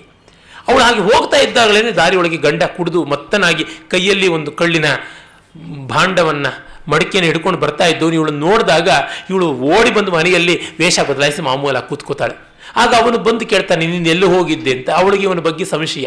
ಆಗ ಅವಳು ಎಲ್ಲೂ ಇಲ್ಲ ಅಂತ. ಆದರೂ ನಂಬದೆ ಅವಳನ್ನು, ನಿನ್ನ ಬಗ್ಗೆ ನನಗೆ ಸಂಶಯ ಇದೆ ಅಂತ ಒಂದು ಕಂಬಕ್ಕೆ ಕಟ್ಟಿ ಹಾಕಿಬಿಡ್ತಾನೆ. ಮತ್ತೆ ರಾತ್ರಿ ಆಯಿತು. ದೇವಶರ್ಮನಿಗೆ ತನ್ನ ಬಂಗಾರ ಹೋದ ಚಿಂತೆಯಲ್ಲಿ ನಿದ್ರೆಯೇ ಇಲ್ಲ. ಇವನು ಕುಡಿದು ಮತ್ತನಾಗಿ ಮಲಗಿದ್ದಾನೆ. ಆಗ ರಾತ್ರಿ ಮಧ್ಯರಾತ್ರದ ಹೊತ್ತಿನಲ್ಲಿ ಆ ನಾಪಿತೆ, ಆ ಕ್ಷೌರಿಕನ ಪತ್ನಿ ಬಂದು, ನಿನಗಾಗಿ ಅವನು ಕಾಯ್ತಿದ್ದಾನೆ, ಇಲ್ಲೇ ನೀನು ಇದ್ದೀಯಲ್ಲ ಏನು ಅಂತ ಹೇಳಿದಾಗ ಗಂಡ ಕಟ್ಟಿದ್ದಾನೆ ಅಂದರೆ, ಏನು ತೊಂದರೆ ಇಲ್ಲ, ನಿನ್ನ ಜಾಗದಲ್ಲಿ ನಾನು ಕಟ್ಟಿಸ್ಕೊಂಡಿರ್ತೀನಿ, ನೀನು ಹೋಗಿ ಅವನ್ನ ಅಟೆಂಡ್ ಮಾಡಬಾ ಅಂತ. ಇವಳು ಹೋಗ್ತಾಳೆ. ಆ ಸಂದರ್ಭದಲ್ಲೇ ದೈವಯೋಗದಿಂದ ಗಂಡನಿಗೆ ಎಚ್ಚರವಾಗಿ ಏನೇ ಮನೆ ಹಾಳಿ, ಇನ್ಮೇಲಾದರೂ ಸುಮ್ಮನೆ ಇರ್ತೀಯಾ, ಮಾತನಾಡು ಹೇಳು ಅಂತ. ಧ್ವನಿಯಿಂದ ಎಲ್ಲಿ ಗೊತ್ತಾಗುತ್ತೋ ಅಂತ ಇವಳು ಸುಮ್ಮನೆ ಇರ್ತಾಳೆ. ಕತ್ತಲು, ಇನ್ನು ಮಾತಾಡದಿದ್ರೆ ಮೂಗು ಕುಯ್ತೀನಿ ಅಂತ 1, 2 ಅಂತ ಹೇಳ್ತಾನೆ. ಅವಳು ಸುಮ್ಮನೆ ಇರ್ತಾಳೆ. ನೇರವಾಗಿ ಬಂದು ಮೂಗನ್ನು ಕತ್ತರಿಸಿ ಮೂಗನ್ನು ಛೇದನ ಮಾಡಿಬಿಡ್ತಾನೆ, ಕತ್ತರಿಸಿಬಿಡ್ತಾನೆ, ನಾಸಾಚ್ಛೇದನ.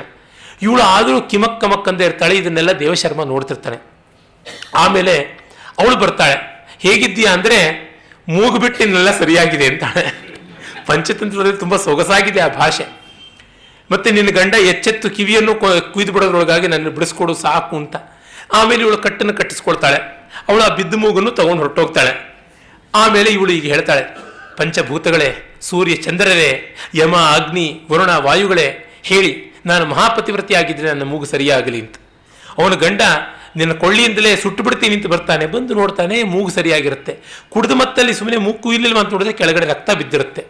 ಆಗ ಇವಳು ಮಹಾಪತಿವ್ರತಿ ಅಂತ ಕಾಲಿಗೆ ಬೀಳ್ತಾನೆ. ಆ ಕ್ಷೌರಿಕನ ಪತ್ನಿ ಮನೆಗೆ ಹೋದವಳು, ಏನು ಮಾಡೋದು, ಈ ಕುಯಿಸ್ಕೊಂಡು ಮೂಗನ್ನು ರಿಪೇರಿ ಮಾಡ್ಕೊಳಕ್ಕೆ ಸಾಧ್ಯ ಇಲ್ಲ, ಏನಾದ್ರು ಮಾಡಬೇಕು ಕಾರಣ ಅಂತಿರ್ತಾಳೆ. ಬೆಳಗ್ಗೆದ್ದು ಅರಮನೆಯಿಂದ ಆಹ್ವಾನ ಬಂದಿದೆ ಅಂತ ಕ್ಷೌರಿಕ ಹೊರಡ್ತಾನೆ. ಪಾಪ ಹಡಪ ಬೇಕು ಅಂತಾನೆ. ಇವಳು ಬೇಕು ಅಂತ ಬೆಳಗಿನ ಜಾವ ಅವ ಮನೆ ಒಳಗಿಂದ ಹೊರಕ್ಕೆ ಒಂದು ಕತ್ತಿಯನ್ನು ಎಸೀತಾಳೆ. ಅವನಿಗೆ ರೇಗ್ ಹೋಗಿದೆ, ಬರೀ ಒಂದು ಕತ್ತಿಯನ್ನು ಕೊಡ್ತಾ ಇದ್ದಂತೆ ಒಳಗೆ ಎತ್ತಿ ಎಸೀತಾನೆ. ಅಯ್ಯಯ್ಯೋ ಅಂತ ಕುಯ್ಕೊಂಡು ಮೂಗು ಹಿಡ್ಕೊಂಡು ಬಂದುಬಿಡ್ತಾಳೆ. ನನ್ನ ಮೂಗನ್ನು ಗಂಡ ಕೊಯ್ದು ಬಿಟ್ಟ ಅಂತ.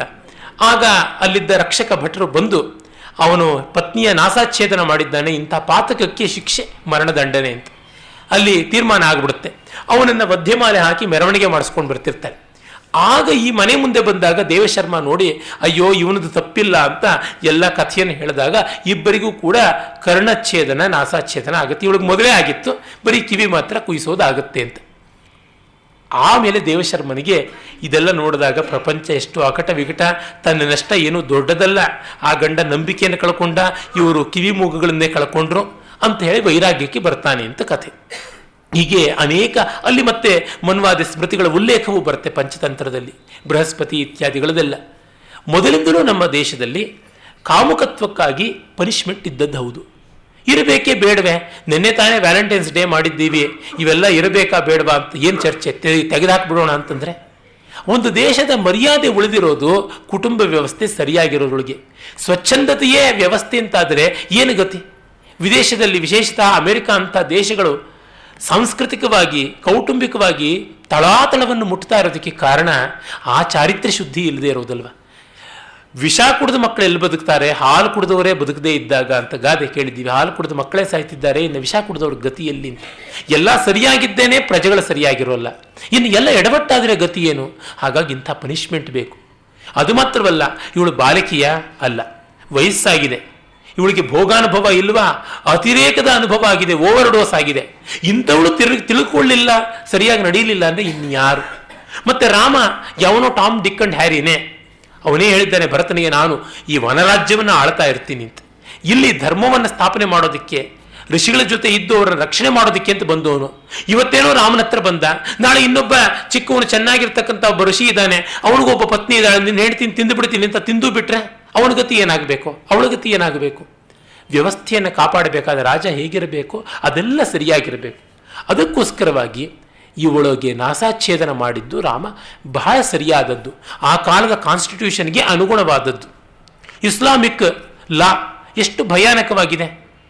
ಮೊನ್ನೆ ತಾನೇ ನಮ್ಮ ದೇಶದಲ್ಲಿ ಅದಕ್ಕಾಗಿ ಕಂಗಾಲಾಗಿ ಅಲ್ಲಿ ಯಾರೋ ಒಬ್ಬ ಭಾರತೀಯನನ್ನು ಸೆರೆ ಇಟ್ಟಿದ್ರೆ ದಮ್ಮಯ್ಯ ಗುಡ್ಡೆ ಹಾಕಿ ಕೈ ಕಾಲು ಹಿಡಿದು ಒದ್ದಾಡಿಸಿಕೊಂಡು ಕ್ಷಮಾಯಾಚನೆ ಮಾಡಿಸ್ತಾ ಇದ್ದಾರೆ ಒಂದು ಕಳ್ಳತನದ್ದು ಮತ್ತು ಯಾವುದೋ ಕೇಸ್ಗೆ. ಅಲ್ಲಿ ಕೈ ಕತ್ತರಿಸಬೇಕು ಅನ್ನುವಂಥದ್ದೇ. ಅಂಥದ್ದು ಬೇಕಾಗುತ್ತೆ ಕೆಲವೊಮ್ಮೆ. ಯಾಕೆಂದರೆ ದಂಡ ತೀವ್ರವಾಗಿಲ್ಲದೆ ಇದ್ದರೆ ಜನ ವ್ಯವಸ್ಥೆಯ ಶಿಸ್ತಿಗೆ ಬರೋದಿಲ್ಲ.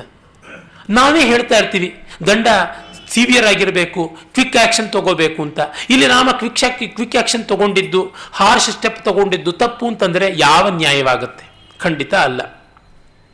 ಮತ್ತೆ ಇವಳು ಸೀತೆಯನ್ನು ಕೊಲ್ತೀನಿ ಅಂತ 2 ಬಾರಿ ಹೇಳಿ 2ನೇ ಬಾರಿ ಅಟ್ಯಾಕ್ ಮಾಡೋಕ್ಕೆ ಹೋಗಿದ್ದಾಳಲ್ಲ, ಅದು ನಾವು ನೋಡ್ತೀವಿ. ಇವಳು ಕಾಮುಕತ್ವದ ದೋಷ ಮಾತ್ರವಲ್ಲ, ಮತ್ತೊಬ್ಬ ಮನುಷ್ಯನನ್ನು ಕೊಲ್ಲುವಂಥ ಪ್ರಯತ್ನವನ್ನು ಕೂಡ ಮಾಡಿದ್ದಾಳೆ, ಅಟೆಂಪ್ಟೆಡ್ ಮರ್ಡರ್. ಈ ಕಾರಣವಾಗಿ 2 ಅಪರಾಧಗಳಿಗೆ ಅಲ್ಪ ಪ್ರಮಾಣದ ದಂಡನೆಯನ್ನೇ ಕೊಟ್ಟಿದ್ದಾನೆ ಅಂತ ಆಗುತ್ತದೆ. ಹಾಗಾಗಿ ರಾಮನದು ತಪ್ಪಲ್ಲ. ಮತ್ತೆ ವಿನೋದ ಮಾಡೋದನ್ನೆಲ್ಲ ಅವಾಯ್ಡ್ ಮಾಡೋದಕ್ಕೆ ಮಾಡಿದ್ದು. ಲಕ್ಷ್ಮಣ ಮತ್ತೆ ರಾಮನ ಹತ್ರ ಫುಟ್ಬಾಲ್ ಆಡ್ದಂಗೆ ಆಡಿಸ್ಬಿಟ್ನಲ್ಲ, ಅಚಾತುರ್ಯವಾದದ್ದು. ಅಥವಾ ಲಕ್ಷ್ಮಣನಿಗೆ ಪಾಪ ರಾಮನಂತೆ ನಯವಾಗಿ ಮತ್ತೊಂದು ರೀತಿ ಡೈವರ್ಟ್ ಮಾಡೋಕ್ಕೆ ಗೊತ್ತಿಲ್ಲದ ಇನ್ನಸೆನ್ಸ್ನಿಂದಲೂ ಮಾಡಿದ್ದಿರಬಹುದು. ಹೀಗಾಗಿ ಇವೆಲ್ಲ ದೃಷ್ಟಿಯಿಂದಲೂ ನಾವು ನೋಡಿದಾಗ ಗೊತ್ತಾಗುತ್ತೆ ಶೂರ್ಪಣಖಿಯನ್ನು ದಂಡಿಸಿದ್ದು ಸರಿ. ಅದೇ ಕಾರಣದಿಂದ ನೋಡಿ, ತಾರೆಯೇನಾದರೂ ಅನ್ಯಾಯ ಮಾಡಿದನ ರಾಮ? ಮಂಡೋದರಿಗೇನಾದರೂ ಮಾಡಿದನ? ಯಾರಿಗೇನಾದರೂ ಅನ್ಯಾಯ ಮಾಡಿದನ? ಇಲ್ಲವಲ್ಲ. ಅವನ ಮನೋಧರ್ಮವೇ ಹೀಗಂತಂದಿದ್ರೆ ತಾರೆಯನ್ನು ಸುಗ್ರೀವನಿಗೆ ಮದುವೆ ಮಾಡಿಸಿಕೊಟ್ನಲ್ಲ, ಅದು ಧರ್ಮಶಾಸ್ತ್ರದಲ್ಲಿ ಇದ್ದಂಥ ವ್ಯವಸ್ಥೆ ಮಾಡಿಸಿಕೊಟ್ಟದ್ದು. ಹೀಗಾಗಿ ರಾಮನಲ್ಲಿ ತಪ್ಪನ್ನು ನೋಡುವುದು ಸರಿಯಾಗೋದಿಲ್ಲ. ಕುವೆಂಪು ಅವರ ರಾಮಾಯಣ ದರ್ಶನದಲ್ಲಿ ಕೆಲವು ಮಾತುಗಳು ಬಹಳ ಚೆನ್ನಾಗಿ ಬರುತ್ತವೆ. ಹೇಳ್ತಾನೆ, ನೀವು ನಮ್ಮ ಜೊತೆ ಇರಬೇಕು, ನಮ್ಮ ಆತಿಥ್ಯವನ್ನು ಸ್ವೀಕರಿಸಬೇಕು ಅಂತೆಲ್ಲ ಹೇಳ್ತಾಳೆ. ನಾಳೆಯೋ ನಾಡಿದೋ ಬೀಳ್ಗೊಂಡೆಪೆವು ನಿಮ್ಮ ಈ ಅಡವಿ ಪೊಡವಿಯಂ, ಅಯ್ಯೋ ಆತಿಥ್ಯಮಂ ಸವಿವ ಸೌಭಾಗ್ಯ ನನಗಿಲ್ಲ ಆಯ್ತಲ್ಲ, ನಮ್ಮ ಅರಮನೆಗೆ ಬನ್ನಿ ಆತಿಥ್ಯ ತಗೊಳ್ಳಿ ಅಂತ ಶೂರ್ಪಣಕ್ಕೆ ಹೇಳ್ತಾಳೆ. ಇಲ್ಲ, ನನಗೆ ಆ ಸೌಭಾಗ್ಯ ಇಲ್ಲ, ನಾವಿನ್ನ ಹೊರಡುತ್ತಿದ್ದೀವಿ. ವಸ್ತುತಃ ರಾಮ ಹೊರಡುವ ಕಾಲ ಬಂದಿತ್ತು, ಬೇಗ ಹೋಗಿ ಅಯೋಧ್ಯೆಯನ್ನು ತಲುಪಬೇಕಲ್ವ, ಎಲ್ಲ ಋಷ್ಯಾಶ್ರಮಗಳನ್ನು ಮತ್ತೆ ವಿಸಿಟ್ ಮಾಡಿಕೊಂಡು ಅಂತ. ಆಗ ಅವಳು ಹೇಳ್ತಾಳೆ, ಹೊಣೆನ ಮತು ನಂಟರ ಮನೆಗೆ ಹೋಗುವನ್ನೆಗಂ ಹೋದಂದು ನಾವವರ ಸೆರೆಯಲ್ತೆ ಬಿರ್ದನಿಕ್ಕುವವರೆಗೆ ಮೇಣವರೆ ಬೀಳ್ಕೊಡುವ ವನ್ನೆಗಂ ನೀಮ್ ಎಂತು ಪಿಂದೆರಗುವರಿ ಬಿರ್ದನುಣ್ಣದೆ ನಾಮಿಕ್ಕುವ ನಿಮಗದು ತಗದಲ್ತು ನಮಗೆ ಅಪಕೀರ್ತಿ. ನೀವು ಹೇಗೆ ಹೋಗ್ತೀರಾ? ದಂಡಕಾರಣಿಂದ ನೋಡ್ತೀನಿ, ನಮ್ಮ ಆತಿಥ್ಯ ಸ್ವೀಕರಿಸಿಯೇ ಹೋಗಬೇಕು ಅಂತ ಇವಳು ಹಠ ಮಾಡ್ತಾಳೆ. ದಾಕ್ಷಿಣ್ಯಾತಿಥ್ಯಂ ವಿಚಿತ್ರಮೀ ದಾಕ್ಷಿಣಾತಿಥ್ಯಂ ಬಲಾತ್ಕಾರ ಸತ್ಕಾರಂ. ರಾಮ ಹೇಳ್ತಾನೆ, ಬಲಾತ್ಕಾರದ ಸತ್ಕಾರ ಮಾಡಬಾರ್ದು. ಬಲವಂತವಾಗಿ ಎಲೆ ತುಂಬ ಬಡಿಸಿಬಿಟ್ರೆ ಉಗಿಯಬೇಕಾಗುತ್ತೆ, ಚೆಲ್ಲಬೇಕಾಗುತ್ತೆ. ದಿಟದ ಒಲ್ಮೆ ಹಠವಾದಿ ಔಪಚಾರಿಕ ಮಲ್ತು ಕೇಳ್. ರಾಕ್ಷಸ ಕುಲದ ಛಲದ ದೃಢ ನಿಶ್ಚಲ ಪ್ರೀತಿ, ನಿಜವಾದ ಪ್ರೀತಿ ಹಠಮಾರಿಯೇ ಆಗಿರುತ್ತೆ ಅಂತ ಇವಳು ಹೇಳ್ತಾಳೆ. ಇದು ಏನು ಗೌರವಿಸಬಹುದೇ? ಪ್ರೀತಿ ಆಗ್ರಹದಿಂದ ಖಂಡಿತ ಬರೋದಿಲ್ಲ.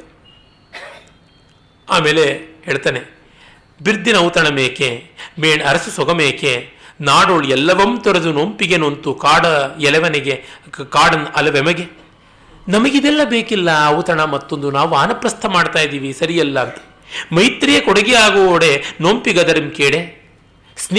ಸ್ನೇಹವನ್ನೇ ನಾವು ಕೊಡುಗೆಯಾಗಿ ಕೊಡ್ತೀವಿ, ತಪ್ಪ? ಮುಂಟೆ ನೊಂಪಿಯ ಮುಡಿಗೆ ಪರಿಮಳದ ಹೂವಲ್ತೆ ಮೈತ್ರಿ ಇಲ್ಲ, ವ್ರತದ ಮುಡಿಗೆ ಮೈತ್ರಿ ಅನ್ನೋದು ಹೂವು ಅಂತ. ಸರಿ, ಹಾಗಿದ್ರೆ ನಾನು ನಿನ್ನನ್ನು ಅರಸಿ ಬಂದಿದ್ದೀನಿ, ನಾಥನಿಲ್ಲದ ತರುಣಿ ನನ್ನ ಬಾಳ್ ಬರಿಯ ಪಾಳ್, ಹಾಗಾಗಿ ನೀನು ಒಲಿದು ಬರಬೇಕು ಅಂತ.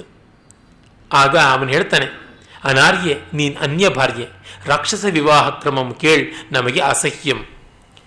ಹಾಗಂತ ಹೇಳಿ ಪತ್ನಿ ಹೇಳ ನಿನಗೆ ಪ್ರಿಯಯುಂ ವಲಂ ಅಂತ ಹೇಳ್ತಾನೆ. ಆಗ ಅವಳು ಹೇಳ್ತಾಳೆ, ಒಪ್ಪಿದೆನ್, ಈ ಸತಿಗೆ ಹೆಗಲಣೆಯೇ ನಾವು ಕಂಡನಿಲ್ಲ. ಆದರೆ ಸಿಹಿಗೆಂತೂ ರುಚಿ ಇಹುದೋ ಕಹಿಗೂ ಮಂತೆಯೇ ಬೇರೆ ರುಚಿ ಇರದೆ. ಭೋಜನದ ರಸಿಕಂಗೆ ಬೇರೆ ಬೇರೆಯ ರುಚಿ ರಸಗಳೊಳ್ ಭೇದ ಭಾವ ಮದೇಕೆ. ನಿಮ್ಮ ಉತ್ತರದ ರತಿಯ ಸಾತ್ವಿಕ ರಸದ ಜೊತೆಗೆ ನಮ್ಮ ದಕ್ಷಿಣ ರತಿಯ ರಾಜಸವನ್ನು ಅನುಭವಿಸಿ ನೋಡ್ಪೊಡೆ ಕಳಂಕಮೇಂ ರಾಜರಸಿಕತೆಗೆ. ಕಹಿನೂ ಒಂದು ರುಚಿ, ಕುರುಬೂ ಒಂದು ಚಂದ ಅಂತಂತಾಳೆ. ಇದು ವಿತಂಡವಾದ. ತಿಂಡಿ ನನ್ನನ್ನು ತಿನ್ನು ಅಂತ ನಮ್ಮ ಬಾಯಿಗೆ ಬಂದು ಬಲವಂತ ಮಾಡಬಹುದೇ? ತಟ್ಟೆಯಲ್ಲಿ ಬಿದ್ದಿರಬೇಕು ಅಷ್ಟೆ. ಹೀಗಾಗಿ ರಾಮ ಹೇಳ್ತಾನೆ ಸಾಧ್ಯ ಇಲ್ಲ ಅಂತ. ಆಗ ಲಕ್ಷ್ಮಣ ಬಂದು ಪೋ ಅಂತ ಅವಳನ್ನು ತಳ್ಳುವಾಗ, ಕೈಯಲ್ಲಿರುವ ಕತ್ತಿಯಿಂದ ಬೀಸಿ ತಳ್ಳುವಾಗ ಅವಳ ನಾಸಾಚ್ಛೇದನವಾಯಿತು ಅಂತ. ಹೀಗಾಗಿ ಅದಕ್ಕೆ ಒಂದು ಮರ್ಯಾದೆಯ ಆಯಾಮ ಕೊಟ್ಟಿದ್ದಾರೆ ಅಂತ. ಆದರೆ ನನಗೆ ಅದಷ್ಟು ಒಪ್ಪಿಗೆ ಆಗೋಲ್ಲ. ಹಾಗೆ ಮಾಡಿದ್ರೆ ಉದ್ದೇಶಪೂರ್ವಕವಾಗಿ ಮೂಗು ಕೊಯ್ದು ತಪ್ಪು ಅಂತ ಆಗುತ್ತೆ. ತಪ್ಪಲ್ಲ, ಆ ಕಾರಣದ ದಂಡನೆ ಆ ರೀತಿ ಆಗಿತ್ತು. ಈ ಕಾಲದ ದಂಡನೆ ನೋಡಿ ಅವರು ಬೈಬಹುದಲ್ವ, ಇದೆಂಥದ್ದು ಈ ದಂಡನೆ ಅಂತ. ಹಾಗಾಗಿ ವ್ಯವಹಾರ ದೇಶಕಾಲ ಸಾಪೇಕ್ಷ. ಮತ್ತು ಇವಳು ಮಾಡಿದ ಅಪರಾಧ ಆ ಕಾಲಕ್ಕೂ ದೊಡ್ಡದೇ, ಈ ಕಾಲಕ್ಕೂ ದೊಡ್ಡದು. ಅದನ್ನು ನಾವು ನೋಡಬೇಕು. ಈ ರೀತಿಯಾಗಿ ಅದು ಆದದ್ದು ಸರಿಯೇ. ಇನ್ನು ವಿಚಾರಣೆ ನಡೀಬೇಕಲ್ವಾ, ಮತ್ತೊಂದು ಬೇಕಲ್ವಾ ಅಂತ. ಅಲ್ಲ, ಯಾವುದು ಸಂದೇಹಾಸ್ಪದವಾಗಿದೆಯೋ ಅದಕ್ಕೆ ವಿಚಾರಣೆ. ಇದು ಎಸ್ಟಾಬ್ಲಿಷ್ ಆಗಿರುವಂಥದ್ದಕ್ಕೆ ಯಾತಕ್ಕೆ ವಿಚಾರಣೆ? ಅಂಗೈ ಹುಣ್ಣಿಗೆ ಕನ್ನಡಿ ಯಾತಕ್ಕೆ ಅಂತ. ನೀವು ಊಟ ಮಾಡಿದ್ದೀರೋ ಇಲ್ವೋ ಹೇಳಿ ವಿಚಾರಣೆ ಮಾಡೋಣ ಅಂದರೆ, ಸ್ವಾಮಿ ತೇಗು ಬರ್ತಾ ಇದೆ, ಹೊಟ್ಟೆ ಉಬ್ಬರಿಸ್ಕೊಂಡು ಹೋಗ್ತಾ ಇದೆ, ಇನ್ನೇನು ವಿಚಾರಣೆ ಮಾಡ್ತೀರಾ ಅಂತಂದರೆ. ಹಾಗಾಗಿ ಅನುಭವಕ್ಕೆ ವಿಚಾರಣೆ ಬೇಕಿಲ್ಲ. ಅನುಭವ ಇಲ್ಲದೆ ಇದ್ದಾಗ ಮಾತ್ರ ಅನುಮಾನದ ಮಾರ್ಗದಿಂದ ಹೋಗುವಂಥದ್ದು. ಯಾವ ದೃಷ್ಟಿಯಿಂದ ನೋಡಿದ್ರೂ ಈ ಪ್ರಕರಣದಲ್ಲಿ ನಾವು ರಾಮನನ್ನು ಆಕ್ಷೇಪ ಮಾಡೋದಕ್ಕೆ ಆಗುವುದಿಲ್ಲ ಅನ್ನುವುದೇ ತಾತ್ಪರ್ಯ. ಮತ್ತೆ ಭೋಜರಾಜ ಬಹಳ ಚೆನ್ನಾಗಿ ಈ ಸಂದರ್ಭದಲ್ಲಿ ಹೇಳ್ತಾನೆ, ಜನಸ್ಥಾನವನ್ನು ವಿಜನಸ್ಥಾನ ಮಾಡೋದಕ್ಕೆ, ನಿರ್ಜನ ಸ್ಥಾನ ಮಾಡೋದಕ್ಕೆ ಶೂರ್ಪಣಕ್ಕೆ ಬಂದಳು. ಪ್ರಾಗ್ಮಂಥರೇತಿ ಮಹಿಷೀತಿ ವರದ್ವಯೀತಿ ಧರ್ಮವ್ಯಥಾ ವ್ಯಥಿತ ಭೂಪತಿ ಭಾರತೀತಿ ಕಾಕುಸ್ಥ ಕಾನನ ಕಥೇತಿ ಚ ಸಂತಿ ಸಂಜ್ಞಾಃ ಪೌಲಸ್ತ್ಯಹೀನ ಭುವನತ್ರಯ ಭಗ್ಯ ಪಂಕ್ತೇಹೇ. ರಾಮನಿಗೆ ಒಂದೊಂದಲ್ಲ ಮತ್ತೊಂದಲ್ಲ ಅನೇಕ ರೀತಿಯಾಗಿ ರಾವಣಾಸುರ ಸಂಹಾರಕ್ಕೆ ಕಾರಣಗಳು ಕ್ರಮಕ್ರಮವಾಗಿ ಒದಗಿ ಬಂತು. ಒಮ್ಮೆ ಮಂಥರೆ, ಆಮೇಲೆ ವರದ್ವಯ, ಆಮೇಲೆ ರಾಮನ ತಂದೆ ದಶರಥನ ಮಾತುಗಳು ಮತ್ತು ವಾನಪ್ರಸ್ಥ, ಅಲ್ಲಿ ಮತ್ತೆ ಈ ರೀತಿಯಾಗಿ ಬರುವುದು, ಮತ್ತು ಶೂರ್ಪಣಖ ಪ್ರಸಂಗ, ಹೀಗೆ ಬೇರೆ ಬೇರೆ ರೀತಿಯಾಗಿ ರಾವಣನ ಭಾಗ್ಯಲಿಪಿ ಬದಲಾಗ್ತಾ ಇದೆ. ಅಯಂ ಶೂರ್ಪಣಖ ಲಂಕಾಮಪಿ ಜನಸ್ಥಾನಮಿವ ವಿಜನಸ್ಥಾನಂ ಕಾಕುಸ್ಥೇನ ಕಾರಯಿತು ದಶಕಂಠೋಪಕಂಠೆ ಕೃತ್ಯೇವ ನಿಪತ್ಯ. ಇವಳು ಲಂಕೆಯನ್ನು ಧ್ವಂಸ ಮಾಡಿಸಬೇಕು ಅಂತ ಅಪೇಕ್ಷೆ ಪಟ್ಟಂತೆಯೇ ಆಗಿ ತನ್ನ ತಮ್ಮಂದಿರಾದ ಖರದೂಷಣರ ಹತ್ತಿರಕ್ಕೆ ಅವಳು ಹೋಗ್ತಾಳೆ.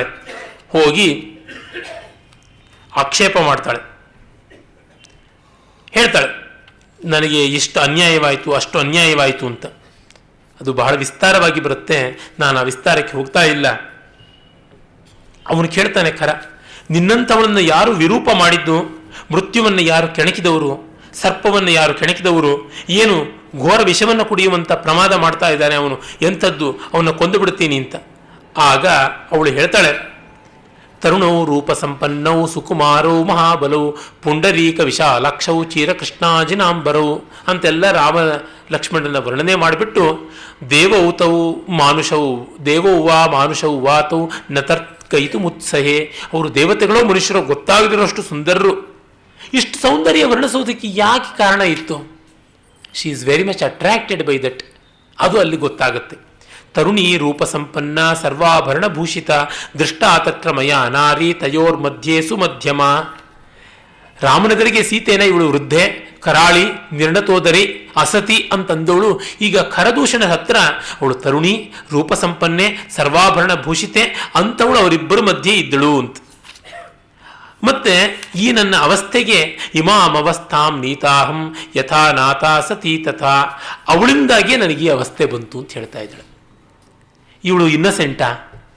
ಪಾಪ ಸೀತೆ ಇವಳ ವಿಕ್ಟಿಮ್ ಆಗಬೇಕಾಗಿದ್ದು, ಇವಳ ಬಲಿಪಶುವಾಗಬೇಕಾಗಿದ್ದಂಥವಳನ್ನ ಇವಳು ತನಗೆಲ್ಲ ಅನ್ಯಾಯ ಮಾಡಿದ್ದಾಳೆ ಅಂತ ಒಂದು ಹೆಣ್ಣನ್ನು ಮತ್ತೊಂದು ಹೆಣ್ಣೆ ಹೀಗೆ ಮಿಥ್ಯಾರೋಪಣ ಮಾಡ್ತಾ ಇದ್ರೆ ಅವಳನ್ನು ಏನನ್ಬೇಕು?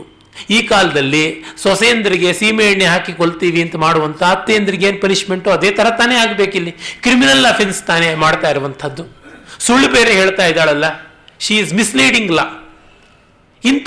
ಇಂಥ ಅಭಿಯೋಗಗಳನ್ನ, ಈ ಕೇಸುಗಳನ್ನೆಲ್ಲ ನಾವು ಶೂರ್ಪಣಖಿ ಮೇಲೆ ಫೈಲ್ ಮಾಡಿದ್ರೆ ಶೂರ್ಪಣಖಿಯ ಕೇಸ್ ನಿಲ್ಲುತ್ತೆ. ಅದನ್ನು ನಾವು ನೋಡಬೇಕು. ನ್ಯಾಯವಾಗಿ ಹೇಳಬೇಕಾಗಿತ್ತಲ್ಲ, ರಾಮ ಲಕ್ಷ್ಮಣರ ಹತ್ರ ನಾನು ಕಾಮಕತ್ವದಿಂದಾಗಿ ಹೋದೆ, ಹಾಗೆ ಹೋಗಿದ್ರಿಂದ ಈ ಸ್ಥಿತಿ ಆಯಿತು ಅಂತ ಹೇಳ್ತಾಳ. ನಿಜವಾಗಿ ಪ್ರಾಮಾಣಿಕಳಾಗಿದ್ರೆ ಕುವೆಂಪು ಏನೋ ಅವಳನ್ನು ಚಂದ್ರನಕ್ಕಿಂತ ಪಾಲಿಶ್ ಮಾಡೋದಕ್ಕೆ ನೋಡಿದ್ರು ಎಷ್ಟು ಮಾಡಿದ್ರು ಅಷ್ಟೇನೆ. ಆ ಕಾಗೆಗೆ ಕೋಗಿಲೆಯಂತೆ ಏನೆಲ್ಲ ಟ್ರೈನಿಂಗ್ ಮಾಡಿದ್ರು ಅದೇ ಆಗುತ್ತೆ. ಕತ್ತೆಗೆ ಎಷ್ಟು ಹುಲಿ ಚರ್ಮ ಹೊದಿಸಿದ್ರು ಅದು ಕತ್ತೆಯಂತೆ ಕೆರೆಯುತ್ತಲ್ಲದೆ ಮತ್ತಿನ್ನೇನು ಮಾಡೋದಿಲ್ಲ. ಮತ್ತೆ ಹೇಳ್ತಾಳೆ, ತಸ್ಯಾಶ್ಚಾಂಡುಜ ವೃತ್ತಾಯಾ ತಯಶ್ಚ ಹತಯೋರಹಂ ಸಫೇನಂ ಪಾತುಮಿಚ್ಛಾಮಿ ರುದಿರಂ ರಣಮೂರ್ಧನಿ. ಅವಳ ಮತ್ತೆ ಅವರಿಬ್ಬರ ನೊರೆ ರಕ್ತವನ್ನು ಕುಡಿಬೇಕು ಯುದ್ಧದಲ್ಲಿ, ಅದೇ ನನ್ನ ಆಸೆ ಅಂತ. ಅಂದರೆ ನಮ್ಮಲ್ಲಿ ಒಂದು ಗಾದೆ ಇದೆ, ಎಟಕಿದ್ರೆ ಜುಟ್ಟು ಎಟಕದಿದ್ರೆ ಕಾಲು ಅಂತ. ಒಬ್ರು ಜುಟ್ಟು ಹಿಡ್ಕೊಳಕ್ ನೋಡ್ತೀವಿ, ಸಿಗಲಿಲ್ವೋ ಕಾಲು ಹಿಡ್ಕೊಂಡು ಬಿಡ್ತೀವಿ ಅಂತ. ಇದೇ ತಾನೇ ಇವಳು ಮಾಡ್ತಾ ಇರ್ತಕ್ಕಂಥದ್ದು. ಇಷ್ಟು ಆಪರ್ಚುನಿಸ್ಟ್ ಕೂಡ ಆಗಿದ್ದಾಳೆ. She is misleading, misinforming, committed for criminal attitude. ಇಂಥವಳು ಇವಳನ್ನು ನಾವೇನನ್ನಬೇಕು? ಮತ್ತೆ ಇನ್ನೂ ಒಂದು ಹೇಳ್ತಾಳೆ, ಏನದು ದುರ್ವೃತ್ತ ಅವಳು. ಸೀತೆ ನಡತೆ ಚೆನ್ನಾಗಿಲ್ಲ, ಇಬ್ಬರು ಗಂಡಸರ ಜೊತೆ ಇದ್ದಾಳೆ ಅಂತ. ಎಂಥ ದೊಡ್ಡ ಕ್ಯಾರೆಕ್ಟರ್ ಅಸಾಸಿನೇಷನ್ ಮಾಡ್ತಾ ಇದ್ದಾಳೆ. ಮತ್ತೆ ರಾವಣನ ಹತ್ರ ಅದೇ ಇನ್ನೊಂದು ರೀತಿಯಾಗಿ ವರ್ಷನ್ ಕೊಡ್ತಾಳೆ. ಸ್ವಲ್ಪ ಅಲ್ಪದ ಕೇಡಿಗಿತ್ತಿ ಅಲ್ಲ. ಮಂಥರೆ ಮತ್ತೆ ಶೂರ್ಪಣಖಿ ಇಬ್ಬರು, ಅವಳು ಅರ್ಥಲೋಭದಿಂದ ಹೊರಟ್ರೆ, ಇವಳು ಕಾಮಲೋಭದಿಂದ ಹೊರಟಿದ್ದಾಳೆ. ಈ ಎರಡೂ ಹೇಗೆ ಅನರ್ಥಕಾರಿ ಎನ್ನುವುದನ್ನು ವಾಲ್ಮೀಕಿ ಮಹರ್ಷಿಗಳು ತೋರಿಸ್ತಾ ಇದ್ದಾರೆ ನೋಡಿ. ಅಲ್ಲಿ ಅವಳು ಮಾಡಿದ್ದಷ್ಟು ಕೂಡ ತನ್ನ ಒಂದು ಲಾಭ ಆಗುತ್ತೆ, ಕೈಕೇಯಿ ಜೊತೆಗೆ ತನ್ನ ರ್ಯಾಪೋರ್ಟ್ ಬೆಳೆಯುತ್ತೆ ಎನ್ನುವ ಅರ್ಥಲೋಭ. ಇದಿಷ್ಟು ಕಾಮಲೋಭದಿಂದ ಮಾಡ್ತಾ ಇರೋದು, ಇನ್ಯಾವುದೂ ಅಲ್ಲ. ಅದಕ್ಕೆ ಯಾವ ಮಿತಿಯನ್ನು ಮೀರಿ ಹೋಗಿದ್ದಾರೆ. ಆಮೇಲೆ ದೂಷಣ ಖರರು 14,000 ಜನ ರಾಕ್ಷಸರನ್ನ 14 ರಾಕ್ಷಸರ ನಾಯಕತ್ವದಲ್ಲಿ ತೆಗೆದುಕೊಂಡು ಹೋಗ್ತಾರೆ, ಸೈನ್ಯವನ್ನು ತೆಗೆದುಕೊಂಡು ಹೋಗ್ತಾಳೆ. ಹೋಗಿ ಅವರಷ್ಟು ಜನರು ಕೂಡ ರಾಮನ ಕೈಯಲ್ಲಿ ಅವಲೀಲೆಯಿಂದ ರಾಮ ಕೊಂದು ಬಿಡ್ತಾನೆ. ಆ ವಿವರಗಳು ತುಂಬ ಚೆನ್ನಾಗಿ ಬರುತ್ತವೆ, ನಾವು ಅದಕ್ಕೆ ಹೆಚ್ಚಾಗಿ ಹೋಗಬೇಕಾಗಿಲ್ಲ. ತಾಂದೃಷ್ಟ್ವಾ ಪತಿತಾನ್ ಭೂಮೌ ರಾಕ್ಷಸಿ ಕ್ರೋಧ ಮೂರ್ಛಿತ ಪರಿತ್ರಸ್ತ ಪುನಸ್ತತ್ರ ವ್ಯಸೃಜದ್ಭೈರವಸ್ವನಾನ್. ಆಗ ಅವಳು ಘೋರವಾಗಿ ಕಿರುಚಿಬಿಟ್ಲಂತೆ ರಾಕ್ಷಸಿ ಅವಳು. ಸಾನದಂತಿ ಮಹಾನಾದಂ ಜವಾಚೂರ್ಪಣಕಾ ಪುನಃ ಉಪಗಮ್ಯ ಖರಂ ಸಾತು ಕಿಂಚಿತ್ ಸಂಶುಷ್ಕ ಶೋಣಿತ. ಈಗ ಅವಳು ಮೂಗ ರಕ್ತ, ಕಿವಿ ರಕ್ತ ಸ್ವಲ್ಪ ಒಣಗಿತ್ತಂತೆ. ಅದನ್ನು ವಾಲ್ಮೀಕಿ ಮಹರ್ಷಿಗಳು ಹೇಳ್ತಾರೆ. ಅಂದರೆ ಎಷ್ಟು ರೋಷ ನೋಡಿ. So quickly she had taken action. ಕಿವಿ ಮೂಗು ಕೂಯಿಸ್ಕೊಂಡು ತಕ್ಷಣವೇ ಹೋಗಿ ಖರದೂಷಣರಿಗೆ ಹೇಳಿ ತಕ್ಷಣವೇ ಆರ್ಮಿಯನ್ನು ಮಾರ್ಚ್ ಮಾಡಿಸಿ ರಾಮನ ಮೇಲೆ ಯುದ್ಧಕ್ಕೆ ಕೆರಳಿಸಿ ಬಿಟ್ಟಿದ್ದಾಳೆ. ರಾಮ ಅವ್ರನ್ನ ಅಷ್ಟು ಬೇಗ ಕೊಂದಿದ್ದಾನೆ. ಇವಳು ರಕ್ತ ಇನ್ನೂ ಚೂರು ಒಣಗೋಕ್ ಮುಂಚೆನೆ ಓಡಿ ಬಂದಿದ್ದಾಳೆ. ಇಷ್ಟಕ್ಕೆಲ್ಲ ಶಕ್ತಿ ಇತ್ತು ಇವಳಿಗೆ ಅಂತ ಗೊತ್ತಾಗುತ್ತೆ. ಪಪಾತ ಪುರರೇ ವಾರ್ತಾ ಸನ್ನಿರ್ಯಾಸೇವ ಸಲ್ಲಕಿ. ಓಡಿ ಬಂದು ಗೋಳಾಡ್ತಾಳೆ. ಏನಿದು ಮಾಡಿದ್ದು, ಏನಾಯಿತು, ಯಾತಕ್ಕಮ್ಮ ಒದ್ದಾಡ್ತಿದ್ಯಾ, ಗೋಳಾಡ್ತಿದ್ಯಾ ಅಂತ ಖರ ದೂಷಣರು ಕೇಳಿದಾಗ ಅವರೆಲ್ಲರೂ ಕೂಡ ಹಾಳಾಗ್ಬಿಟ್ರು. ನೀನೇನು ಮಾಡ್ತಿದ್ದೀಯಾ, ಶುದ್ಧ ಅವಿವೇಕಿ, ಮೂರ್ಖ, ಹಾಗಂತ ಹೇಳಿ ಅವಳವನನ್ನು ಬೈತಾಳೆ. ಅವಳು ಬಹಳ ಮಾರ್ಮಿಕವಾದ ರೀತಿಯಲ್ಲಿ ಅವನನ್ನು ಬೈತಾಳೆ. ವಿಮೃಜ್ಜನಯನೇ ಶಾಸ್ತ್ರೇ ಖರಂ ಭ್ರಾತರಂ ಅಬ್ರವೀತ್ ಶೋಣಿತೌಘ ಪರಿಕ್ಲಿನ್ನ ತ್ವಯಾಚ ಪರಿಸಾಂತ್ವಿತ. ನೀನು ನನಗೆ ನೋಡಿದ್ರೆ ಶಾಂತಿ ಪಾಠ ಹೇಳ್ತಾ ಇದೀಯಾ, ಆದರೆ ನೋಡಿ ಆಗಿರೋದೆಂಥದ್ದು, ನಮಗೆ ಅವಮಾನ, ಅನ್ಯಾಯ, ನಾಶನ. ಎಲ್ಲರನ್ನೂ ರಾಮ ಕೊಂದಾಕ್ಬಿಟ್ಟಿದ್ದಾನೆ. ನನಗೂ ತುಂಬ ಭಯ ಆಗ್ಬಿಡ್ತು, ನನ್ನನ್ನೆಲ್ಲ ಕೊಂದು ಬಿಡ್ತಾನೋ ಅಂತ ಓಡ್ ಬಂದುಬಿಟ್ಟೆ ಅಂತ. ನಾನು ಅನಾಥಳಾಗಿದ್ದೀನಿ, ನನ್ನಲ್ಲಿ ಮರುಕ ಇರೋದಿದ್ರೆ, ಕರುಣೆ ಇರೋದಿದ್ರೆ, ನೀನು ಏನಾದರೂ ಪ್ರೀತಿ ಇರೋದಿದ್ರೆ ಹೋರಾಡು, ಮೊದಲು ರಾಕ್ಷಸರ ಜೊತೆ ಹೋರಾಡಬೇಕು ಅಂತ ಕೆಚ್ಚು, ನಿನಗೆ ಆ ದಮ್ಮು ಧೈರ್ಯ ಇದ್ದರೆ ಮಾಡು, ಕೊಂದು ಹಾಕು. ಅವನು ವೈರಿ, ನನ್ನ ವೈರಿ. ಇವತ್ತೇ ನೀನು ಅವನನ್ನು ಕೊಲ್ಲದೇ ಇದ್ದರೆ ನಾನು ನಿನ್ನ ಕಣ್ಣೆದುರಿಗೆ ಸತ್ತೋಗ್ಬಿಡ್ತೀನಿ. ತವಚೈವ ಅಗ್ರತಃ ಪ್ರಾಣಾಸ್ತ್ಯಕ್ಷಾಮಿ ನಿರಪತ್ರಪ. ಹಿಂಜರಿಕೆ ಇಲ್ಲದೆ ನಿನ್ನೆದುರಿಗೆ ಸತ್ತೋಗ್ತೀನಿ ಅಂತ. ಸಾಯ್ಬೇಕಾಗಿತ್ತು, ಭಯ ಆಯಿತು, ಓಡ್ ಬಂದ್ಬಿಟ್ಟೆ ಅಂತೇಳಲ್ಲ. ಅಂದರೆ ನೋಡಿ ಇವಳು ಎಷ್ಟು ಸುಳ್ಳು ಸುಳ್ಳು ಹೇಳ್ತಾ ಇದ್ದಾಳೆ. ಮತ್ತೆ ಇನ್ನೂ ಅವನನ್ನು ಬೈತಾಳೆ. ಶೂರಮಾನಿ ನಶೂರಸ್ತ್ವಂ ಮಿಥ್ಯಾರೋಪಿತ ವಿಕ್ರಮ. ನೀನು ಬರೀ ವೀರ ಅಂತ ಜಂಬ ಕೊಚ್ಕೋತಿದ್ಯಾ, ನೀನು ವೀರನೂ ಅಲ್ಲ ಶೂರನೂ ಅಲ್ಲ, ನೀನು ಸುಳ್ಳುಗಾರ ಅಂತೆಲ್ಲ ಖರ ದೂಷಣಾದಿಗಳನ್ನು ಬೈತಾಳೆ. ಇವಳು ಅವರಿಗೆಲ್ಲ ಗವರ್ನೆಸ್ ಕೂಡ ಅಲ್ವ, ಎಲ್ಲ ಬೈತಾಳೆ. ಕುಲಗೇಡಿ ಮಾನಗೇಡಿ ಅಂತ ಎಲ್ಲ ಬಾಯಿಗೆ ಬಂದಂಗೆ ಬೈತಾಳೆ. ನೀನು ಹೆಂಡತಿ ಮಕ್ಕಳನ್ನೆಲ್ಲ ಇಲ್ಲಿಂದ ಗುಳೆ ಎತ್ಕೊಂಡು ಓಡೋಗು, ನಿನ್ನ ಕೈನಲ್ಲಿ ಇರೋಕ್ಕಾಗೋಲ್ಲ ಅಂತ ಕೆರಳಿಸ್ತಾಳೆ. ಮತ್ತೆ ರಾಮ ಏನು ಸಾಮಾನ್ಯ ಅಲ್ಲ. ರಾಮೋ ದಶರಥಾತ್ಮಜ ತೇಜಸ್ಸಮಾಯುಕ್ತ ಮಹಾವೀರ್ಯ ಭ್ರಾತ್ರ, ಅವನು ಭ್ರಾತೃವು ಅದೇ ತರಾನೇ. ಹಾಗಾಗಿ ಅವರು ಅಸಮಾನರು ಅಂತ ಕೊಂಡಾಡ್ತಾಳೆ. ಅಂದರೆ ಯಾತಕ್ಕೆ ಕೊಂಡಾಡೋದು, ಇವರು ಕೆರಳಲಿ ಅಂತ. ಆಮೇಲೆ ಮೊದಲು 14 ಜನ ನಾಯಕರು ಸತ್ತೋಗಿರ್ತಾರೆ. ಈಗ 14,000 ಜನ ಬಂದು ಅಷ್ಟು ಜನವು ಸತ್ತೋಗ್ಬಿಡ್ತಾರೆ. ಹೀಗೆ ಅವರ ಅಷ್ಟು ಜನ ಖರ ದೂಷಣ ತ್ರಿಶಿರಸ್ಕ ಇವರು ಎಲ್ಲರೂ ನಾಶನವಾಗ್ತಾರೆ. ಆ ಸಂದರ್ಭದಲ್ಲಿ ಸೀತೆಯನ್ನ ಬೆಟ್ಟದ ಗುಹೆಯಲ್ಲಿ ಲಕ್ಷ್ಮಣನ ರಕ್ಷಣೆಯಲ್ಲಿ ಇಡ್ತಾನೆ ರಾಮ. ಕೆಲವರು ರಾಮನಿಗೆ ಪರಾಕ್ರಮ ಇರಲಿಲ್ಲ, ಶೌರ್ಯ ಇರಲಿಲ್ಲ, ಅದಕ್ಕೇನೆ ಲಕ್ಷ್ಮಣನ ಕೈನಲ್ಲಿ ಸೀತೆಯನ್ನಿಟ್ಟು ಹೋದ ಅಂತ.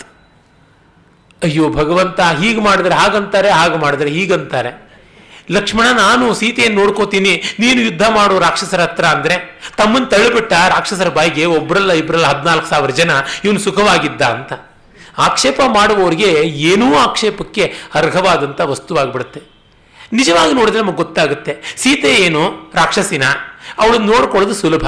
ಬೆಟ್ಟದ ಗುಹಿಯಲ್ಲಿ ಕವಚಧಾರಿಯಾಗಿ ಆಯುಧಪಾಣಿಯಾಗಿ ಲಕ್ಷ್ಮಣ ಇರಬೇಕು. ತ್ವಂ ಶೂರಶ್ಚ ಬಲವಾನ್ ಹನ್ಯಾ ಹೇತಾನ್ನ ಸಂಶಯ ಸ್ವಯಂತು ಹಂತುಮಿಚ್ಛಾಮಿ ಸರ್ವಾನೇವ ನಿಶಾಚರಾನ್. ನೀನು ಪರಾಕ್ರಮೀನಪ್ಪ ಗೊತ್ತು, ಆದರೆ ನಾನೇ ಕೊಲ್ತೀನಿ. ಶಾಪಿತೋ ಮಮ ಪಾದಾಭ್ಯಾಂ ಗಮ್ಯತಾಂ ವತ್ಸಮಾಚರಂ. ನನ್ನ ಪಾದದಾಣೆ, ನನ್ನಾಣೆ, ನೀನು ಯುದ್ಧಕ್ಕೆ ಬರಬಾರ್ದು, ನೀನು ಕ್ಷೇಮವಾಗಿ ಸೀತೆ ಜೊತೆ ಇರಬೇಕು ಅಂತಂದ. ಎಷ್ಟು ತಮ್ಮನ ಮೇಲೆ ಕಾಳಜಿ ಅಲ್ವಾ. ರಾಮನ್ನ ಎದುರಿಸಿ ಕೊಂದಲ್ಲದೆ ಸೀತೆಯನ್ನ ಲಕ್ಷ್ಮಣನ ಕೊಲ್ಲೋಕ್ಕಾಗ್ತಾ ಇತ್ತ ಅದು. ಹಾಗಾಗಿ ಅವನು ಗುಹೆಯೊಳಗೆ ಭದ್ರವಾಗಿ ಸೀತೆಯನ್ನು ಕಾಪಾಡಿಕೊಂಡು ತಾನು ಆಯುಧಪಾಣಿಯಾಗಿ ನಿಂತು ಬಿಡ್ತಾನೆ. ಎಷ್ಟು ಚೆನ್ನಾಗಿ ರಾಮ ಪ್ಲಾನ್ ಮಾಡಿದ್ದಾನೆ ಅನ್ನೋದು ನಮಗೆ ಗೊತ್ತಾಗುತ್ತೆ. ಆಮೇಲೆ ರಾಮ ಸ್ವಸ್ತಿ ಗೋಬ್ರಾಹ್ಮಣೇಭ್ಯೋಸ್ತು ಲೋಕಾನಾಂ ಏಭಿಸಂಗತಾ ಜೈತಾಂ ರಾಘವೋ ಯುದ್ಧೆ ಪೌರಸ್ತ್ಯಾನ್ ರಜನೀಚರಾನ್ ಅಂತ ಎಲ್ಲರೂ ಕೂಡ ಜೈಘೋಷ ಮಾಡ್ತಾ ಇದ್ರು ಋಷಿಗಳೆಲ್ಲ. ರಾಮ ಗೆಲ್ಲಲಿ, ಗೋಬ್ರಾಹ್ಮಣರಿಗೆ ಹಿತವಾಗಲಿ ಅಂತೆಲ್ಲ ಹೇಳ್ತಾ ಇದ್ರು. ಆಗ ರಾಮ ರೂಪಂ ಅಪ್ರತಿಮಂ ತಸ್ಯ ರಾಮಸ್ಯ ಕ್ಲಿಷ್ಟಕರ್ಮಣಃ ಬಭೂವ ರೂಪಂ ಕ್ರುದ್ಧಸ್ಯ ರುದ್ರಸ್ಯೇವ ಪಿನಾಕಿನಃ. ಅಪ್ರತಿಮವಾದ ರೂಪದಿಂದ ರಾರಾಜಿಸ್ತಾ ಲೀಲಾಜಾಲವಾಗಿ ಅಕ್ಲಿಷ್ಟಕರ್ಮನಾಗಿ ಸಕಲ ರಾಕ್ಷಸ ಸೇನೆಯನ್ನು ಧ್ವಂಸ ಮಾಡ್ತಾನೆ. ಅವನಿಗೆ ಒಂದಿಷ್ಟೂ ಶ್ರಮವಾಗಲಿಲ್ಲ. ಅದನ್ನು ಕಂಡು ರಾಕ್ಷಸರು ಆಶ್ಚರ್ಯಚಕಿತರಾದರು. ಎಲ್ಲರೂ ಕೂಡ ಸುಟ್ಟು ಬೂದಿಯಾದಂತೆ ಆಯಿತು. ಖರ, ದೂಷಣ, ತ್ರಿಶಿರಸ್ಕ ಇವರು ಸಸೈನ್ಯವಾಗಿ ನಾಶನವಾದರು. ಅದು ಬಹಳ ವಿಸ್ತಾರವಾಗಿ 7-8 ಸರ್ಗಗಳಲ್ಲಿ ಬರುತ್ತೆ. ಆಮೇಲೆ ರಾಮ ಅದೆಲ್ಲ ಯುದ್ಧದಲ್ಲಿ ಧ್ವಂಸ ಮಾಡಿದಾಗ ಲಕ್ಷ್ಮಣ ಸೀತೆಯರಿಗೆ ತುಂಬ ಸಂತೋಷವಾಗುತ್ತೆ. ಆ ಸಂತೋಷದಲ್ಲಿ ಅವರೆಲ್ಲ ರಾಮನನ್ನು ಅಭಿನಂದಿಸ್ತಾರೆ. ಈ ಸಂದರ್ಭದಲ್ಲಿ ಒಂದು ಸ್ವಾರಸ್ಯ ಉಂಟು. ಅದು ಏನಂದರೆ, ಖರ ತನ್ನ ಅನುಯಾಯಿಗಳ ಜೊತೆಗೆ ರಾಮನ ಮೇಲೆ ಉಕ್ಕೇರಿ ಬರುವ ನದಿಯ ಹಾಗೆ ಬಂದು ನುಗ್ಗಿಬಿಡ್ತಾನೆ. ಆಗ ಬಿಲ್ಲಿನ ಅಳತೆ ಸಿಗಬೇಕಲ್ಲ, ಬಾಣ ಬಿಡುವುದಕ್ಕೆ ಒಂದು ಡಿಸ್ಟೆನ್ಸ್ ಬೇಕಲ್ವ. ಪುಸ್ತಕವನ್ನು ನಮ್ಮ ಕಣ್ಣು ಹತ್ತಿರಕ್ಕೆ ಇಟ್ಕೊಂಡ್ರೆ ಓದೋಕ್ಕಾಗೋಲ್ಲ, ಒಂದು ಡಿಸ್ಟೆನ್ಸ್ ಬೇಕು. ಹಾಗೆ ಬೇಕಾದಾಗ ತಮಾಪತಂತಂ ಸಂರಬ್ಧಂ ಕೃತಾಸ್ತ್ರೋ ರುಧಿರಾಪ್ಲುತಂ ಅಪಾಸರ್ಪದ್ವಿತ್ರಪದಂ ಕಿಂಚಿತ್ ತ್ವರಿತ ವಿಕ್ರಮ. ಆಗ 3 ಹೆಜ್ಜೆ ಹಿಂದೆ ರಾಮ ಕಾಲಿಡ್ತಾನೆ. ಕಾಲಿಟ್ಟು ಡಿಸ್ಟೆನ್ಸ್ ಸಿಕ್ಕಿದ ತಕ್ಷಣ ಬಾಣ ಬಿಟ್ಟು ಅವ್ರನ್ನ ಕೊಲ್ತಾನೆ ಅಂತ ಬರುತ್ತೆ. ರಾಮಾಯಣವನ್ನು ಭವಭೂತಿ ಮಹಾಕವಿ ಎಷ್ಟು ಸೂಕ್ಷ್ಮವಾಗಿ ಅಭ್ಯಾಸ ಮಾಡಿದ್ದ ಅಂತಂದರೆ, ತನ್ನ ಉತ್ತರ ರಾಮಚರಿತೆಯಲ್ಲಿ ಲವಕುಶರು ರಾಮನ ಜೊತೆಗೆ ಯುದ್ಧ ಮಾಡುವ ಸಂದರ್ಭ ಬಂದಾಗ ಲಕ್ಷ್ಮಣನ ಮಗ ಚಂದ್ರಕೇತುವಿನ ಜೊತೆಗೆ ದಂಡಧಾರಿಗಳಾಗಿ ಧನುಷ್ಪಾಣಿಗಳಾಗಿ ಈ ಲವಕುಶರು ಯುದ್ಧ ಮಾಡಬೇಕು. ಆಗ ಒಂದು ಮಾತು ಬರುತ್ತೆ, ರಾಮ ಯುದ್ಧದಲ್ಲಿ ಹಿಮ್ಮೆಟ್ಟದೇ ಇದ್ದವನು ಧೈರ್ಯಶಾಲಿ ಅಂತೆಲ್ಲ ಚಂದ್ರಕೇತು ಹೇಳಿದ್ರೆ, ಕಂಡಿದ್ದೀನಿ ಸಾಕು, ಅವರೆಲ್ಲ ದೊಡ್ಡವರೇನೆ, ಯುದ್ಧದಲ್ಲಿ ರಾಮ 3 ಹೆಜ್ಜೆ ಹಿಂದೆ ಬಂದಿದ್ದಾನೆ ಅಂತ.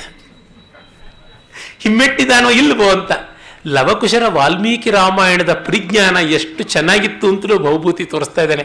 ರಾಮನಿಗೆ ಗೊತ್ತಿಲ್ಲ ಇದು ತಾನು ಮಾಡಿದ್ದೀನಿ ಅಂತ, ಲವಕುಶರು ರಾಮಾಯಣ ಓದ್ದವರಲ್ವ, ಅದರಿಂದ ಅವರಿಗೆ ಗೊತ್ತು ಚೆನ್ನಾಗಿ ಅಂತ. ಈ ಪದ್ಯ ತುಂಬ ಆ ದೃಷ್ಟಿಯಿಂದ ಸ್ವಾರಸ್ಯಕಾರಿ. ಭವಭೂತಿ ರಾಮಾಯಣವನ್ನು ಎಷ್ಟು ಕಣ್ಣಲ್ಲಿ ಕಣ್ಣಿಟ್ಟು ಓದಿದ್ದ ಅಂತ. ಅಂದರೆ ಒಂದು ಮಹಾಕೃತಿಯನ್ನು ಬರೆಯುವ ಮುನ್ನ ಪೂರ್ವಸೂರಿಗಳ ಕೃತಿಯನ್ನು ಎಷ್ಟು ಚೆನ್ನಾಗಿ ನೋಡಿರಬೇಕು ಅಂತೆಲ್ಲ. ಆಮೇಲೆ ಈ ವಾರ್ತೆಯನ್ನು ಅಕಂಪನ ತೆಗೆದುಕೊಂಡು ಹೋಗಿ ರಾವಣನಿಗೆ ಹೇಳ್ತಾನೆ, ಜನಸ್ಥಾನ ರಾಕ್ಷಸ ಶೂನ್ಯವಾಯಿತು ಅಂತ. ಅದನ್ನು ಕೇಳಿ ರಾವಣನಿಗೆ ಆಶ್ಚರ್ಯವಾಗುತ್ತೆ. ಅಯ್ಯೋ, ಇದು ಸಾಧ್ಯವಾ ಅಂತ. ಆಗ ಮಾರೀಚ ಹಿತವನ್ನು ಹೇಳ್ತಾನೆ. ಅಲ್ಲಿ ಮಾರೀಚ ಇರ್ತಾನೆ, ರಾವಣನ ಆಸ್ಥಾನಕ್ಕೆ ಅವನು ಬಂದಿರ್ತಾನೆ. ಅವನು ಹೇಳ್ತಾನೆ, ರಾಮನನ್ನು ಎದುರಿಸೋದಕ್ಕೆ ಸಾಧ್ಯವೇ ಇಲ್ಲ. ರಕ್ಷೋ ಲೋಕಸ್ಯ ಸರ್ವಸ್ಯ ಕಶೃಂಗಂ ಛೇತ್ತುಮಿಚ್ಛತಿ ಪ್ರೋತ್ಸಾಹಿತಿ ಕಶ್ಚತ್ವಾಂ ಸೈಶತ್ರು ಅಸಂಶಯ. ನೀನು ರಾಮನ ಮೇಲೆ ಆ್ಯಕ್ಷನ್ ತಗೊಳ್ಬೇಕು ಅಂತ ಅನಿಸಿದ್ರೆ ಅದು ತುಂಬ ತುಂಬ ಭಯಾನಕವಾದಂಥದ್ದು, ಬಹಳ ಕಷ್ಟಕಾರಿಯಾದದ್ದು. ನಿನ್ನ ಕುಲವನ್ನು ನಾಶನ ಮಾಡಿಕೊಳ್ಳುವಂಥ ಅಡ್ವೈಸ್ ಯಾರಾದರೂ ಕೊಟ್ಟಿದ್ರೆ ಖಂಡಿತ ನೀನು ಮುಂದಕ್ಕೆ ಹೋಗಲೇಬಾರದು ಅನ್ನುವಂಥ ಹಿತದ ಮಾತುಗಳನ್ನು ಎಲ್ಲ ಹೇಳ್ತಾನೆ. ಇತ್ತು ಶೂರ್ಪಣಕ್ಕೆ ಕೂಡ ಹೋಗಿ ರಾವಣನಿಗೆ ಪ್ರಬೋಧನೆ ಮಾಡ್ತಾಳೆ. ಅದನ್ನು ನಾವು ನೋಡೋಣ. ಮುಂದೆ ಮಾರೀಚನ ಮಾತುಗಳನ್ನೆಲ್ಲ ಮುಂದಿನ ಕಥಾನಕ ಜೊತೆಗೆ ಹೊಂದಾಣಿಕೆಯನ್ನು ಮಾಡ್ಕೊಳ್ಬಹುದು. ಅವಳು ಶೂರ್ಪಣಕ್ಕೆ ನೇರವಾಗಿ ಲಂಕೆಗೆ ಬರ್ತಾಳೆ. ರಾವಣ ತುಂಬ ಜೋರಾಗಿ ವೈಭವದಿಂದ ಒಡ್ಡೋಲಗದಲ್ಲಿ ಲೀಲಾಜಾಲವಾಗಿ ಎಲ್ಲವನ್ನ ನಿರ್ವಾಹ ಮಾಡಿಕೊಂಡಿರ್ತಾನೆ. ಆ ಕಾಲದಲ್ಲಿ ಶೂರ್ಪಣಕ್ಕೆ ಅವನ ಹತ್ತಿರಕ್ಕೆ ಹೋಗಿ ಬಾಯಿಗೆ ಬಂದಂತೆ ಬೈತಾಳೆ. ಇವಳಿಗೆ ಅಣ್ಣ ತಮ್ಮ ಮೊದಲಾದ ಮರ್ಯಾದೆ ಏನೂ ಇಲ್ಲ. ಸಕ್ತಂ ಗ್ರಾಮ್ಯೇಶು ಭೋಗೇಶು ಕಾಮವೃತ್ತಂ ಮಹೀಪತಿಂ ಸಮುತ್ಪನ್ನಂ ಭಯಂ ಘೋರಂ ಬೋದ್ಧವ್ಯಂ ನವಬುದ್ಧಸೆ ಲುಬ್ಧಂ ನು ಬಹುಮನ್ಯಂತೆ ಸ್ಮಶಾನಾಗ್ನಿಮಿವ ಪ್ರಜಾ. ಅಯ್ಯೋ, ನೀನು ಗ್ರಾಮ್ಯ ಚೀಪ್ ಆದಂತಹ ಭೋಗಗಳಲ್ಲಿ ತುಂಬಿಕೊಂಡಿದ್ದೀಯೇ, ಕಾಮವೃತ್ತ ಇಷ್ಟ ಬಂದಂತೆ ನೀನು ಮಾಡ್ತಾ ಇದ್ದೀಯೆ, ನೀನು ನಿರಂಕುಶನಾಗಿದ್ದೀಯೆ, ಬರ್ತಾ ಇರುವ ಆಪತ್ತು ಘೋರವಾದ ಪ್ರಮಾದವನ್ನು ತಿಳ್ಕೊಂಡಿಲ್ಲ. ನಿನ್ನನ್ನು ನೋಡಿದ್ರೆ ಸ್ಮಶಾನದಲ್ಲಿರುವ ಬೆಂಕಿಯನ್ನು ಕಂಡು ಜನ ಭಯ ಪಡುವಂತೆ ತಿರಸ್ಕರಿಸುವಂತೆ ಆಗಿದೆ. ವರ್ಜಯಂತಿ ನರ ದೂರಾನ್ ನದಿ ಪಂಕಮಿವ ದ್ವಿಪಾಹ. ಕೆಸರಿರುವ ನದಿಗೆ ಆನೆಗಳು ಹೋಗದಂತೆ ನಿನ್ನ ಹತ್ತಿರಕ್ಕೆ ಯಾರೂ ಸರಿಯಾಗಿ ಬರೋಲ್ಲ. ನಿನ್ನ ಹತ್ರ ಗೂಢಚಾರರಿಲ್ಲ. ಏನಾಗ್ತಾ ಇದೆ ಏನಾಗ್ತಾ ಇಲ್ಲ ಯಾವುದೂ ಗೊತ್ತಿಲ್ಲ. ನತೆ ವೃದ್ಧ ಪ್ರಕಾಶಂತೆ ಗೆರೆಯ ಸಾಗರೇಯತ. ಸಮುದ್ರದಲ್ಲಿ ಮುಳುಗಿರುವ ಬೆಟ್ಟಗಳ ಹಾಗೆ ನಿನ್ನಂಥವರ ಪ್ರಜ್ಞೆ ಎಂದೂ ಹೊರಗೆ ಬರೋದೇನೇ ಇಲ್ಲ. ನೀನು ಬುದ್ಧಿಹೀನ, ಅಯೋಗ್ಯ, ತೊಂತು ಬಾಲ ಸ್ವಭಾವಶ್ಚ ಬುದ್ಧಿಹೀನಶ್ಚ ರಾಕ್ಷಸ. ರಾಕ್ಷಸ, ನೀನು ಎಳೆ ಹುಡುಗಂತರ ಕಾಣುವ ಅವಿವೇಕಿ, ಅಜ್ಞಾನಿ, ಎಳೆ ನಿಂಬೆಕಾಯಿ. ಜ್ಞಾತವ್ಯಂತು ನಜಾನೀಶೆ ಕಥಂ ರಾಜ ಭವಿಷ್ಯಸಿ. ತಿಳಿಬೇಕಾದ್ದನ್ನು ತಿಳ್ಕೊಳ್ತಾ ಇಲ್ಲ. ನೀನು ಹೇಗೆ ರಾಜನಾಗ್ತೀಯ ಅನ್ನೋದು ನನಗೆ ಗೊತ್ತಾಗ್ತಾ ಇಲ್ಲ. 14,000 ಜನ ನಿನ್ನ ಬಂಧುಗಳೆಲ್ಲ ಸತ್ತೋಗ್ಬಿಟ್ರು, ನಿನಗೆ ಗೊತ್ತೇ ಇಲ್ವಲ್ಲ. ಏನಿದು ಅವಿವೇಕ ಅಂತ ದೊಡ್ಡ ದೊಡ್ಡ ರಾಜನೀತಿಯ ಮಾತುಗಳನ್ನು ಎಲ್ಲ ಹೇಳ್ತಾಳೆ. ಹೀಗೆ ಹೇಳುತ್ತಾ ಮುಂದೆ ತಾನು ಸೀತಾಪಹರಣಕ್ಕೆ ಒಂದು ಪ್ಲಾನ್ ಕೊಡ್ತಾಳೆ. ಅದನ್ನು ನೋಡೋಣ. ಶೂರ್ಪಣಕೆಯ ನಿಜವಾದ ಬಣ್ಣ ಮತ್ತಷ್ಟು ಬಯಲಾಗುವುದನ್ನು ಕಾಣೋಣ. ಓಂ ತತ್ಸತ್.